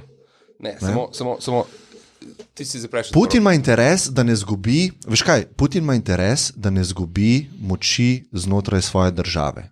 In kaj se mu dogaja okoli Rusije? Vsi silijo na zahod, hočejo imeti iPhone, hočejo imeti dobre službe, hočejo imeti mir, hočejo imeti prosperiteto in to se celo stoletje dogaja. Zato, en sistem deluje, en sistem pa ne deluje. Okay, in on se tega zaveda, da če ne bo potegnil črte nekje, se ta virus demokracije širi in to pomeni za njega individualno slabo stvar. Ni on rešitelj svojega naroda, tako jaz vidim. On je rešitelj svojega ega. To je jasno. In zato na obeh stranih ego. Ampak ego Bidena je ego Amerike, ego Putina je pa ego Putina. Ampak še vseeno, to je razlika. Pa še vseeno imamo battle. Ego Putina, tako je. Jaz se strinjam, kaj si ti rekel, da je ego Bidena bolj ego Amerike, kot je ego Putina, tako, ego Rusije. Oboje je ego, ja. Bodimo realni. Sam ti hočeš, da spusti nacija svoj ego napram egu enega modela. In to je totalno razkorak. Ne. Ti imaš definicijo dvoličnosti. Definicija dvoličnosti je, da za mene veljajo ena pravila, za eno drugo nacijo ne. Ta zadeva, da Rusija hoče, da ni NATO v Ukrajini, Amerika pa to se ji ne zdi pravilno, to je dvoličnost. To je definicija dvoličnosti. A je Ukrajina v NATO? Ne. A je Ukrajina hotela iti v NATO? Je. A je NATO zavrnil Ukrajino? O čem se mi pogovarjamo? Vse ne. NATO se pogovarja, da je Ukrajina v NATO. Putin noče, da je Ukrajina v NATO. Ja. Ukrajina ni v NATO. Njegova narativa za vojaško operacijo je, da nacisti furajo državo. Tukaj je breakdown vsega. Ti ne moreš komunicirati s takim človekom. Samo, kaj je moj point? Moj point? Moj point je, da moj point ni, da imam prav. Moj point je, da če se ti ne moreš postaviti v kožo drugega in razumeti njegove interese, saj približno, mu nisi sposoben nič drugega ponuditi in sodelovati, kot pa vojaški konflikt ali pa neke hardcore sankcije. In kaj jaz pravim? Da, če bi pred 3-4 leti, primer, hipotetičen, rekel Zahod, tale Ukrajina traja že 20 let, bomo mi podpisali pogodbo z gospodom Putinom, da Ukrajina nikoli ne gre v NATO in da ne bo del EU. Ampak nekaj dobimo v zameno. To je proti, kaj hoče mogoče del Ukrajine, se strinjam, ampak a bi bo to boljš za svet? In mi nismo več sposobni takih dealov sprejemati. In taki deli so deli, ki se samo dogajajo, če si ti sposoben gledati na svet, da ni en bad guy in good guy, ampak da so različni interesi. Absolutno. Ampak, veš, kaj ti zdaj delaš? Midva prideva v stanovanje skupaj in vidva možaka prefukava ženo. Žena je na tleh, on jo pa tolče direkt v obraz. In ti z mano debatiraš o tem, da ona mogoče je jezika prej, ali pa da je z enim drugim se pogovarjala, mogoče ima celo neko afero, mogoče hoče zapustiti tega moškega, ne? Ampak jaz pa pravim, da vam midva prvo sanirati glavni issue. Ne? Razlogi, zakaj nasilnež je nasilen, obstajajo. Ni on zloben. Ne? Obstajajo razlogi, ampak jaz mislim, da v prvem planu ni to zdaj. Fora je, da je on napadel suvereno državo, ki ima demokratičnega izvoljenega vodjo. Ne? In zdaj to, kar se na slovenskem Facebooku dogaja, ali pa sploh ne govorimo o Srbiji, je meni insanity. Totalen insanity.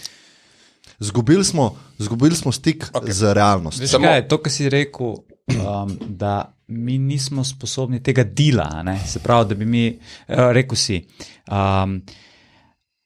svet. Ja, svet, a ne, ni sposoben tega dela narediti, se pravi, mi bi spremljali to situacijo v Ukrajini in bi rekli, ok, nek del Ukrajine se ne strinja s tem, ampak dajmo mi podpisati to pogodbo. 2017 recimo. Ja, in neki dati v zameno. Ne, da mi nismo sposobni tega, mi samo, mislim, da si zatiskamo oči pred temi konflikti. A veš, ti imaš, ne vem, imaš Kitajsko, a ne, kjer je na zahodu Kitajske so te koncentracijska taborišča. Ne. To so koncentracijska taborišča, ne bomo zdaj tukaj neki prevzgojni centri. Tako, to so neki prevzgojni centri. Ali pa Severna Koreja. In kaj je Guantanamo? Čak, in Severna Koreja ima tudi koncentracijska taborišča. Ne? In veš, mi pač to trenutno ni velik problem. Pač ni. Za tebe, kot za večino ljudi, individualnih, to, da so tam eni ljudje pač sužni, ne? Oziroma so v nekih takih težkih okoliščinah, pač ni problem. Vprašanje je samo, kdaj to rata problem večine. Ne? Sej tudi, ko je bila druga svetovna vojna, za večino sveta, da so nacisti imeli neka koncentracijska taborišča, ni bil še problem. Smo se tiskali oči, ja. Ne? Ni bil še to problem. Pa je rato enkrat problema, ne? Ker se je videl, ja, pismo, teli so resni, ne? In oni bojo obračunali z vsemi, ki ne sledijo njihovi ideologiji. Ne? In pol to, kar Klemen govori, ne? Ti se lahko samo vprašaš, kdaj se to ustavi. Se pravi, Rusija ali pa kjerkoli država, Kitajska, bo zavzela Tajvan in pol imaš vprašanje, ja, kdaj bo zavzela Japonsko, kdaj bo zavzela, ali nimaš tega vprašanja, kar naenkrat. Se pravi, če rešimo te neke kolokalne... Meni se ne zdi, da je to absolutno pot, ki se bo zgodila, če mi te despotske želje malo bolj toleriramo, pa malo manj sankcioniramo. Jaz mislim, da ni nujno, da se to zgodi. Ampak še ena stvar je tukaj, recimo... Zgodovina govori drugače, ampak... Ja. Okay, ampak... A je to tvoj feeling, da se ne bo zgodilo, ali na podlagi česa črpaš? Jaz ne vidim, da zdaj oni grejo po Ukrajino, pa bo šli po Polsko in to naprej. Okay. Se je začelo v Krimu, ne? Ja. Pa je bilo, zdaj pa pustimo jim Krim, tako sem jaz čutil takrat. Pustimo jim Krim, to so hoteli. Jaz bi sam to rekel. Zdaj se je končalo. Če osvojiš Ukrajino, si spet bližje, ti si sam zdaj prišel bližji NATO. A je res? In pol, se pravi, ti si prej govoril, jaz nočem blizu. Nisi rešil problema, ja. Tako, ti si zdaj bližji, dajmo tako reči, oni zdaj osvojijo Ukrajino. In bo leta 2025 bomo kupili zemljevid, pa na Google Maps bo tako meja, Rusija bo pisal. Ja, pa bo bližji, bo Rusija, NATO, ozemeljsko. In kaj si zdaj naredil? Nič nisi naredil. Jaz mislim, da tudi nisi nič naredil, če si konstantno v nekem konfliktu. To je pač vojna. To je pač vojna. Zato jaz mislim, da to je totalno nesmiselno. Totalno. In to, da se do zdaj ljudje niso mogli zmeniti, da do tega več ne bi prišlo kjerkoli na svetu, je samo pač pokazatelj, da življenje je bilo za večino sveta dobro in se ni bilo treba s tem ukvarjati. Točno to. In tukaj gremo nazaj, na kar si rekel, se mi zdi kratkoročno pa dolgoročni pogled.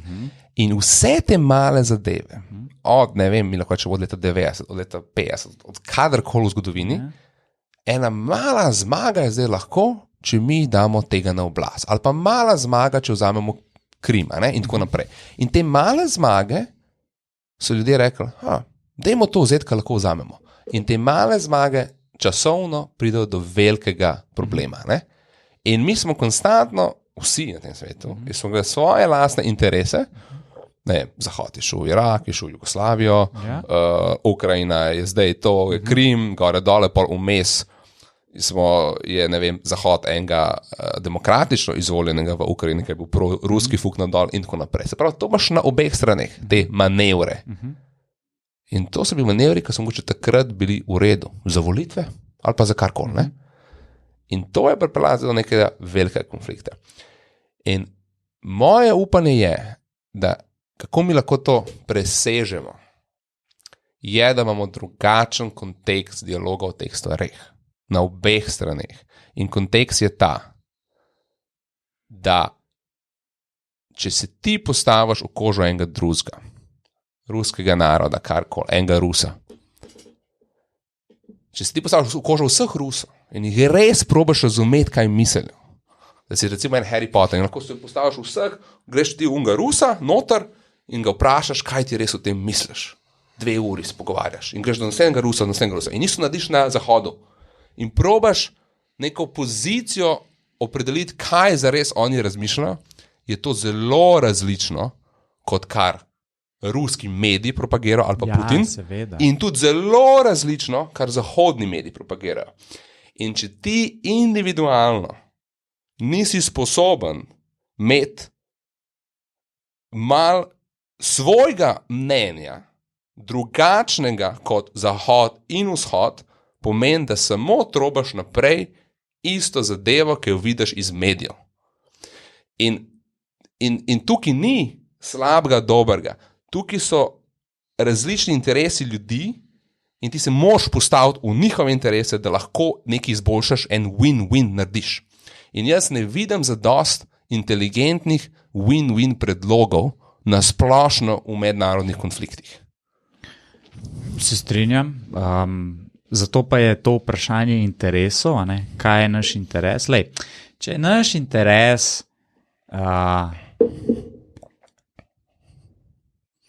razmišljamo o tem, kako Klemen vedno govori well-being, ampak bom jaz drugače rekel, če je naš interes hedonizem, pol v bistvu je za človeka najboljš, da išče nekonfliktna ozemlja, ker možnost hedonizma je tam, ker ni vojne večja, čisto preprosta enačba, in samo skačeš tako v bistvu po svetu, iščeš, kje je najbolj, kje je najlepše vreme, najbolj poceni vse in tako. In če je hedonizem naš interes, pol je itak ta debata brez veze. Ker že to, da se mi zdaj tle napenjamo možgane, pa tako zakaj svet tako je, pa je že to smo debili. Če pa je interes preživetje vrste na dolgi rok, ali pa ne vem, izboljšanje kakovosti življenja za vse, pa se bi bilo pa treba dost bolj kvalitetno pogovarjati o tem, kako to dosežiti. In jaz ne vem v bistvu, kaj je interes danes sveta, kaj je interes za to, da imamo mi Organizacijo Združenih narodov, da imamo Evropsko unijo, Združene države, vse te neke mednarodne, kaj so, mogoče moja napaka, ker se nisem o tem pozanimal, ampak jaz ne vem, kaj je interes OZN, kaj, da se ne ponovi svetovna vojna. Očitno nastavek za 3. svetovno vojno je, torej je OZN failu, ker se do zdaj v 60 letih oziroma 70 letih ni mogel definirati interesov sveta. Okay, ampak... A veš, in to, da smo mi imeli 1. svetovno vojno pa 2. svetovno vojno in imaš zdaj možnost 3. svetovne vojne, je fail vseh držav. To je fail tega leadershipa. Absolutno. To je, ampak kaj tukaj tudi v backgroundu se dogaja? V backgroundu se dogaja vele sile, se pravi, najbolj resne od resnih držav, se jim spreminja relativna moč. Ja. In tukaj vidimo, da ameriška relativna moč na vseh področjih pada, kitajska moč splošno raste. Tako. In tukaj noter, če sem jaz, recimo, da bomo dali primer, super primer, Formula 1, ti ima zelo rad Formula 1. Evo. A je kaj Šumi začel, a je bo on direktno prvi voznik? Takoj. Ne. Bil je en, ki je bil že tam. In pol je bil on drugi voznik poškodovan in pol je Šumi prišel noter. In Šumi, neki Jankit, drugi voznik. Pol neki dober. In prvi voznik, je ne počutim se dobro. Pač en boljši od mene prihaja, moj čas je nekako gre dol, čutim, ampak tega ne bom dal. To je težko dati. To se splošno dogaja z Ameriko. In kako se mi izognemo svetovnim konfliktom, svetovnim vojnam, je predaja moči drugi velesili, ki je miroljubna. To je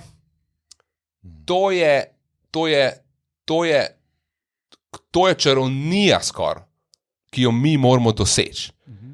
In na kakšen način bomo to dosegli? To je zares vprašanje te svetovne vojne. Ja, sam veš, kaj se tukaj gre. Tukaj, tukaj moramo biti zelo previdni, kadar damo te vzporednice. Ja, šport je tekmovanje in nekak analogija naših življenj in tekmovanj držav in tako naprej. Lej, v Formuli 1 so jasno napisana pravila. Ne? Pravila so, kakšen avto lahko voziš, kako... Se pravi, Formula 1, by the way, je nekontakten šport. Se pravi, kontakti so prepovedani. Fuzbal je kontakten šport, lahko se dotakneš nasprotnika. Formula 1 je nekontakten šport. To recimo dosti folka ne ve. In ko je dirke konc, pač se tam je neko veselje, nekdo se veseli, ljudje si čestitajo in pa gre domov. Noben se tam ne strela pol, tega ni v pravilih. Če je dirke konc, pa nisi zadovoljen, lahko ustreliš nasprotnika, to ni tako. Ta svetovna politika, oziroma vse te stvari, ki se dogajajo, pa v bistvu pravil ni. Neki smo se zmenili, neke konvencije, ampak, a veš, kaj bi to sploh pomenil predaja, jaz ne vem, kaj bi v svetovnem merilu pomenil miroljubna predaja novi velesili. Kaj zdaj to pomeni? Tako. Da moram jaz se Kitajsko začeti učiti. A veš? Razumem. Tako da... Ampak vemo, kaj ni miroljubna predaja. To, da imamo nek svetovni konflikt. To ni miroljubna predaja. Temu se moramo mi izogniti. Kaj za to pomeni? Kaj pa je pa težko reči. Ampak jasno je, da mi nismo na področju, kjer bi lahko Amerika uveljavila take pravila s tako silo, kot je do zdaj. Pač konstantno Kitajska je vedno močnejša. In tukaj bo konstantno poligon za konflikt. Ja. In kako bomo s tem konfliktom mi delovali? Tukaj mi rabimo imeti nek jasen blueprint, ker če ne, to je samo nekako lahko začetek. Ker tukaj si videl, Kitajska, kaj si ti razmišljal, ko se je ta vojna v Ukrajini začela, če si imel neko misel glede Kitajske? Kaj si mislil, da bo Kitajska naredila? A se spomniš svoje misli? Moje misli glede Kitajske so bile, zakaj nikjer v medijih ne zasledim, kaj je rekla Kitajska glede tega. Si skoraj mogel malo iskati. Mene je zanimalo tako, kakšen je zdaj njihovo mnenje. In jaz tega nisem najdel. Se pravi, čajna beseda, ki je bila v zadnjih 5 letih skoraj skozi trending posod, ni bilo besede te omenjene sploh. In zakaj se ti to zdi? Ja, mislim, da niso nič rekli. Niso pač rekli. Dolg časa. Pa niso obsodili tega, pa niso se postavili. In niti nobena ni njih vprašal. Se pravi, če so oni neka zdaj upcoming power, se pravi neka nova velesila, so oni očitno pomembni, zakaj noben njih ne vpraša in zahteva odgovora. Tako da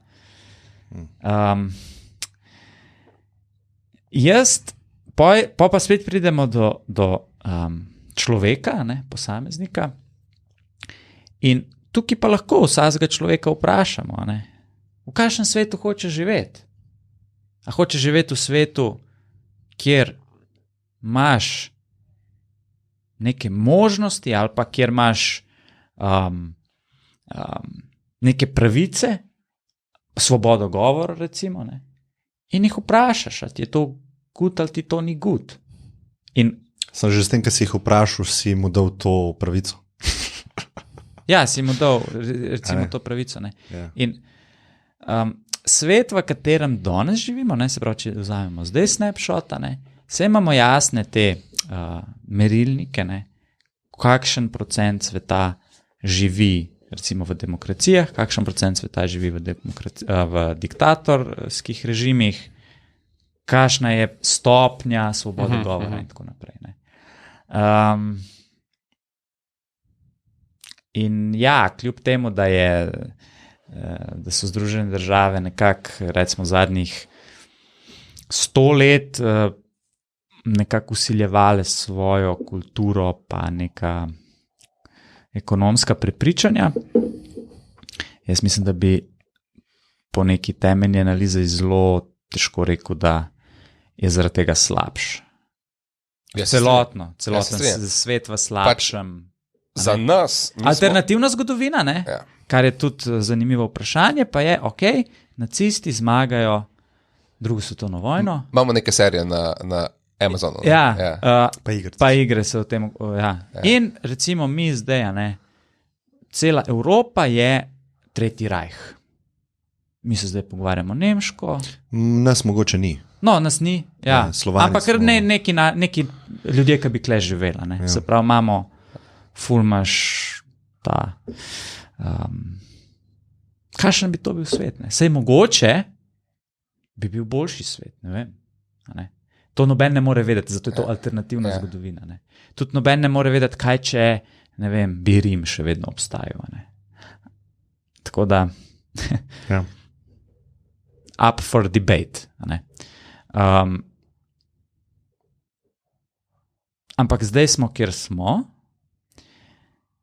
zato bi jaz pričakoval, ne, se pravi od voditeljev resnih držav, to mi je ful dober opis, da mislim, to bi mogel biti zdaj number one priority, ne, da prvo razrešiš ta konflikt in očitno rabimo nek nov globalni sestank in se pač o enih stvarih zmeniti. Ja.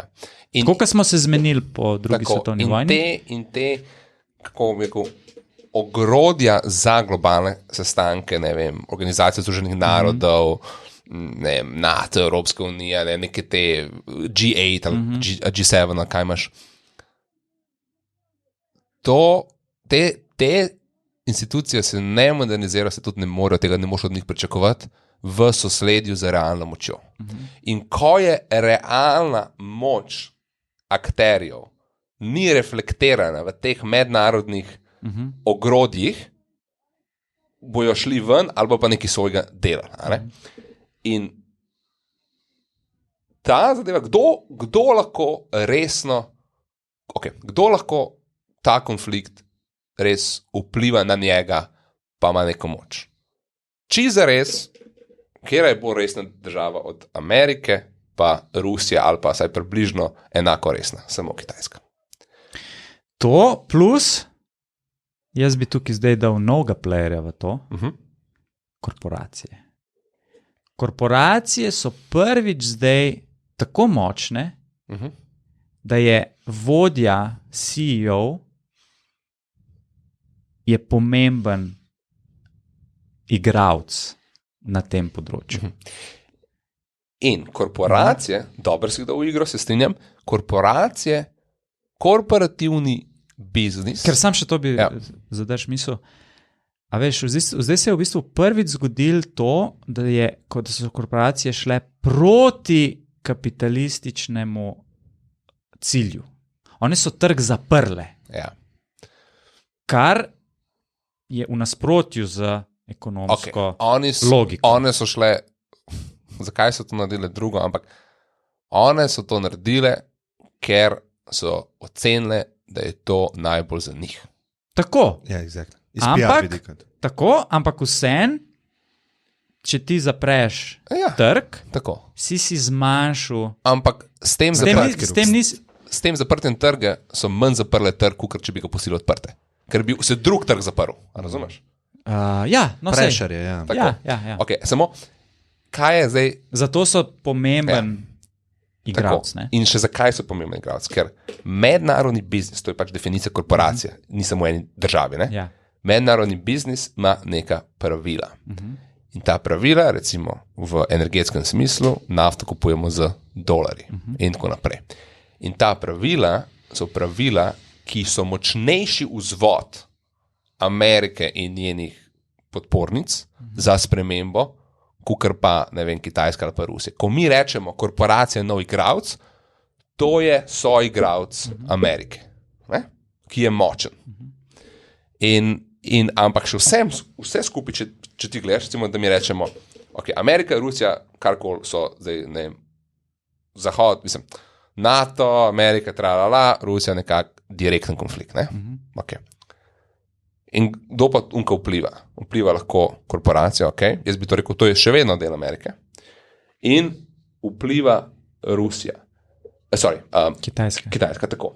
In korporacije so svoje pokazale. So dale sankcije, so nekako, nek move so naredile, jasno, ne?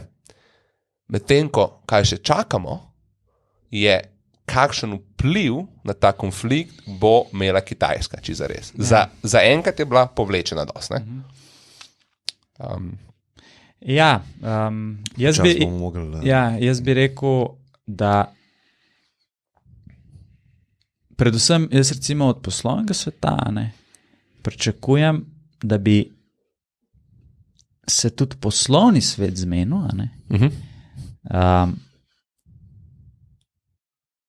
se pravi, če greš ti igrati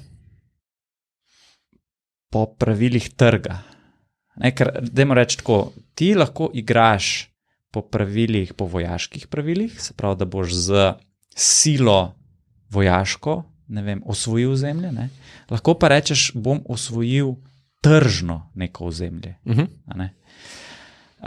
Se pravi, ne vem, McDonald's, lahko reče, grem na Kitajsko. In bom prodajal svoje izdelke in bom tako, ne vem, tam prisoten. Ja. En pa lahko reče, dajmo stanki iti na Kitajsko. Neka nova, po moje, usmeritev človeštva bi mogla biti, da če si ti korporacija, tam, kjer je vojna, ne sodeluješ. In tudi, če si proizvajalec orožja. Ker samo tako v bistvu ti lahko ustvariš mir. Če ti ne suplajaš, se pravi, če ti ne dobavljaš orožja, to je v bistvu največji zločin, ki se dogaja. Ne? Ker vojna je dobra za kjer biznis. Skoraj za noben biznis ni dobra, kam ima tam tovarne. Ampak je pa za en biznis bolana. Za en biznis je pa ful dobra. Ja. Tako da prvo se moramo mi to zmeniti v resnici. Ne?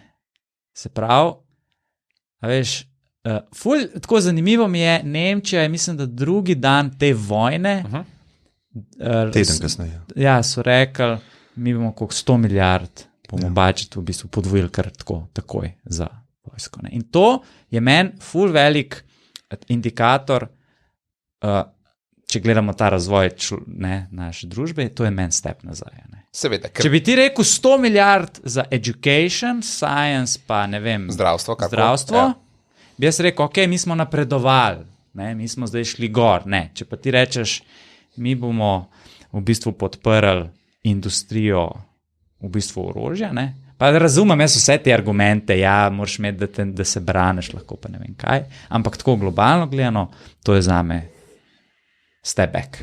Seveda.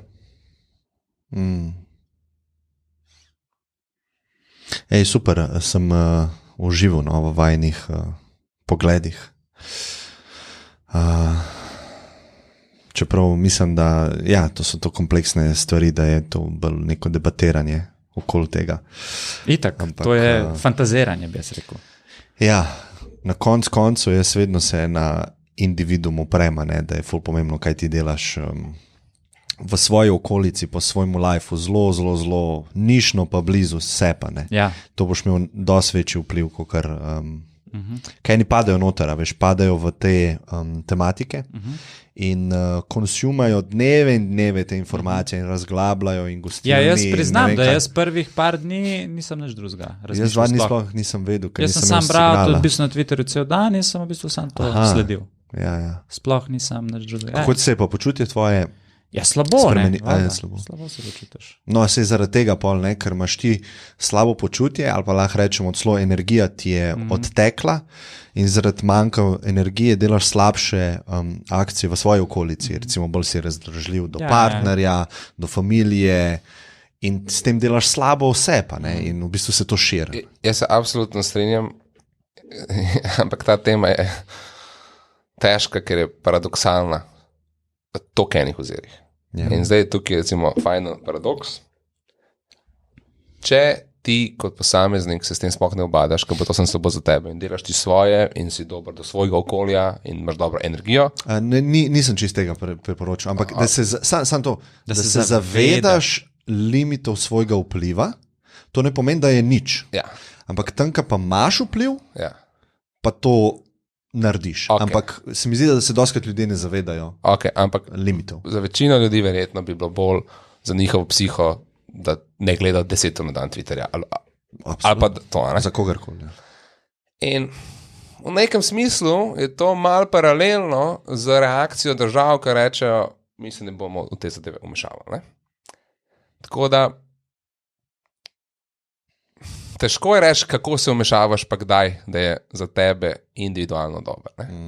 Ker če se ti popolnoma ne vmešavaš, če ti absolutno temu ne slediš sploh, ne veš čist nič o tem, to seveda verjetno lahko narediš. A je to toliko slabo za tebe? Po mojem, to ni slabo za tebe. Ne? Lahko pa si v dobrodelnih organizacijah in greš voziti begunce iz Ukrajine s kombijem. Pač par mojih kolegov oziroma frendov so to šli. Lahko si zelo involved, zelo aktiven. Ja, lahko se greš boriti. Sam pri teh stvareh je vedno tako, ne. Jaz vem, da sem enkrat, ko sem začel delati ta podcast, mi je ena gospa pisala na mail, pa tako taki dolgi maili so bili, ne. In te maili so vsebovali tako, da mi trije, ko se to pogovarjamo, ne, da se mi zavedamo del, kjerga sistema smo mi in posledica, kakšnega sistema je naš uspeh. Nekaj mi smo govorili o biznisu in vsem. Ne? Pa se jaz vem, Klemen, da ti se z dobrodelnostjo ukvarjaš. Ampak to ni dovolj. Ti, ki z avionom greš nekam, uničuješ to. Ti, ki plastiko to. In mi je navrgla 20 stvari, ki jih jaz slabo delam v svojem življenju. In se rekel, vse imaš to prav. Nisem popoln. Ampak jaz verjamem, da ti si moraš kot človek zbrati ene par stvari in te delati dobro. Ja. Zato, ker to je vedno ta argument, ne? Jaz dam klošarju nek denar, pa pride en, zakaj si ti oblečen? Premal si mu dal, daj mu vse, kar imaš. Ja. Ne, s tem, kar bom jaz vse dal, ali pa kar bom na Twitterju 10 ur, bom zminimiziral svoj vpliv na drugih področjih. Ne? In to je pač vedno moj argument, lej, probi živeti po svojih najboljših močeh dober, ampak zelo se zavedi, kje je limit tvoje energije, pa kam ti odteka energija. Ker te, ki rešujejo tako svet v svoji glavi, so tako jezni, tako zadirčni, tako slabe volje, nobenega na svojo stran ne morejo pridobiti, ker odbijajo s to energijo, plus doma so kadijo travo in, ne zdaj ta gospa, ampak tak nek rešitelj sveta, ki je doma pa razglabla, pa sodi druge. Absolutno.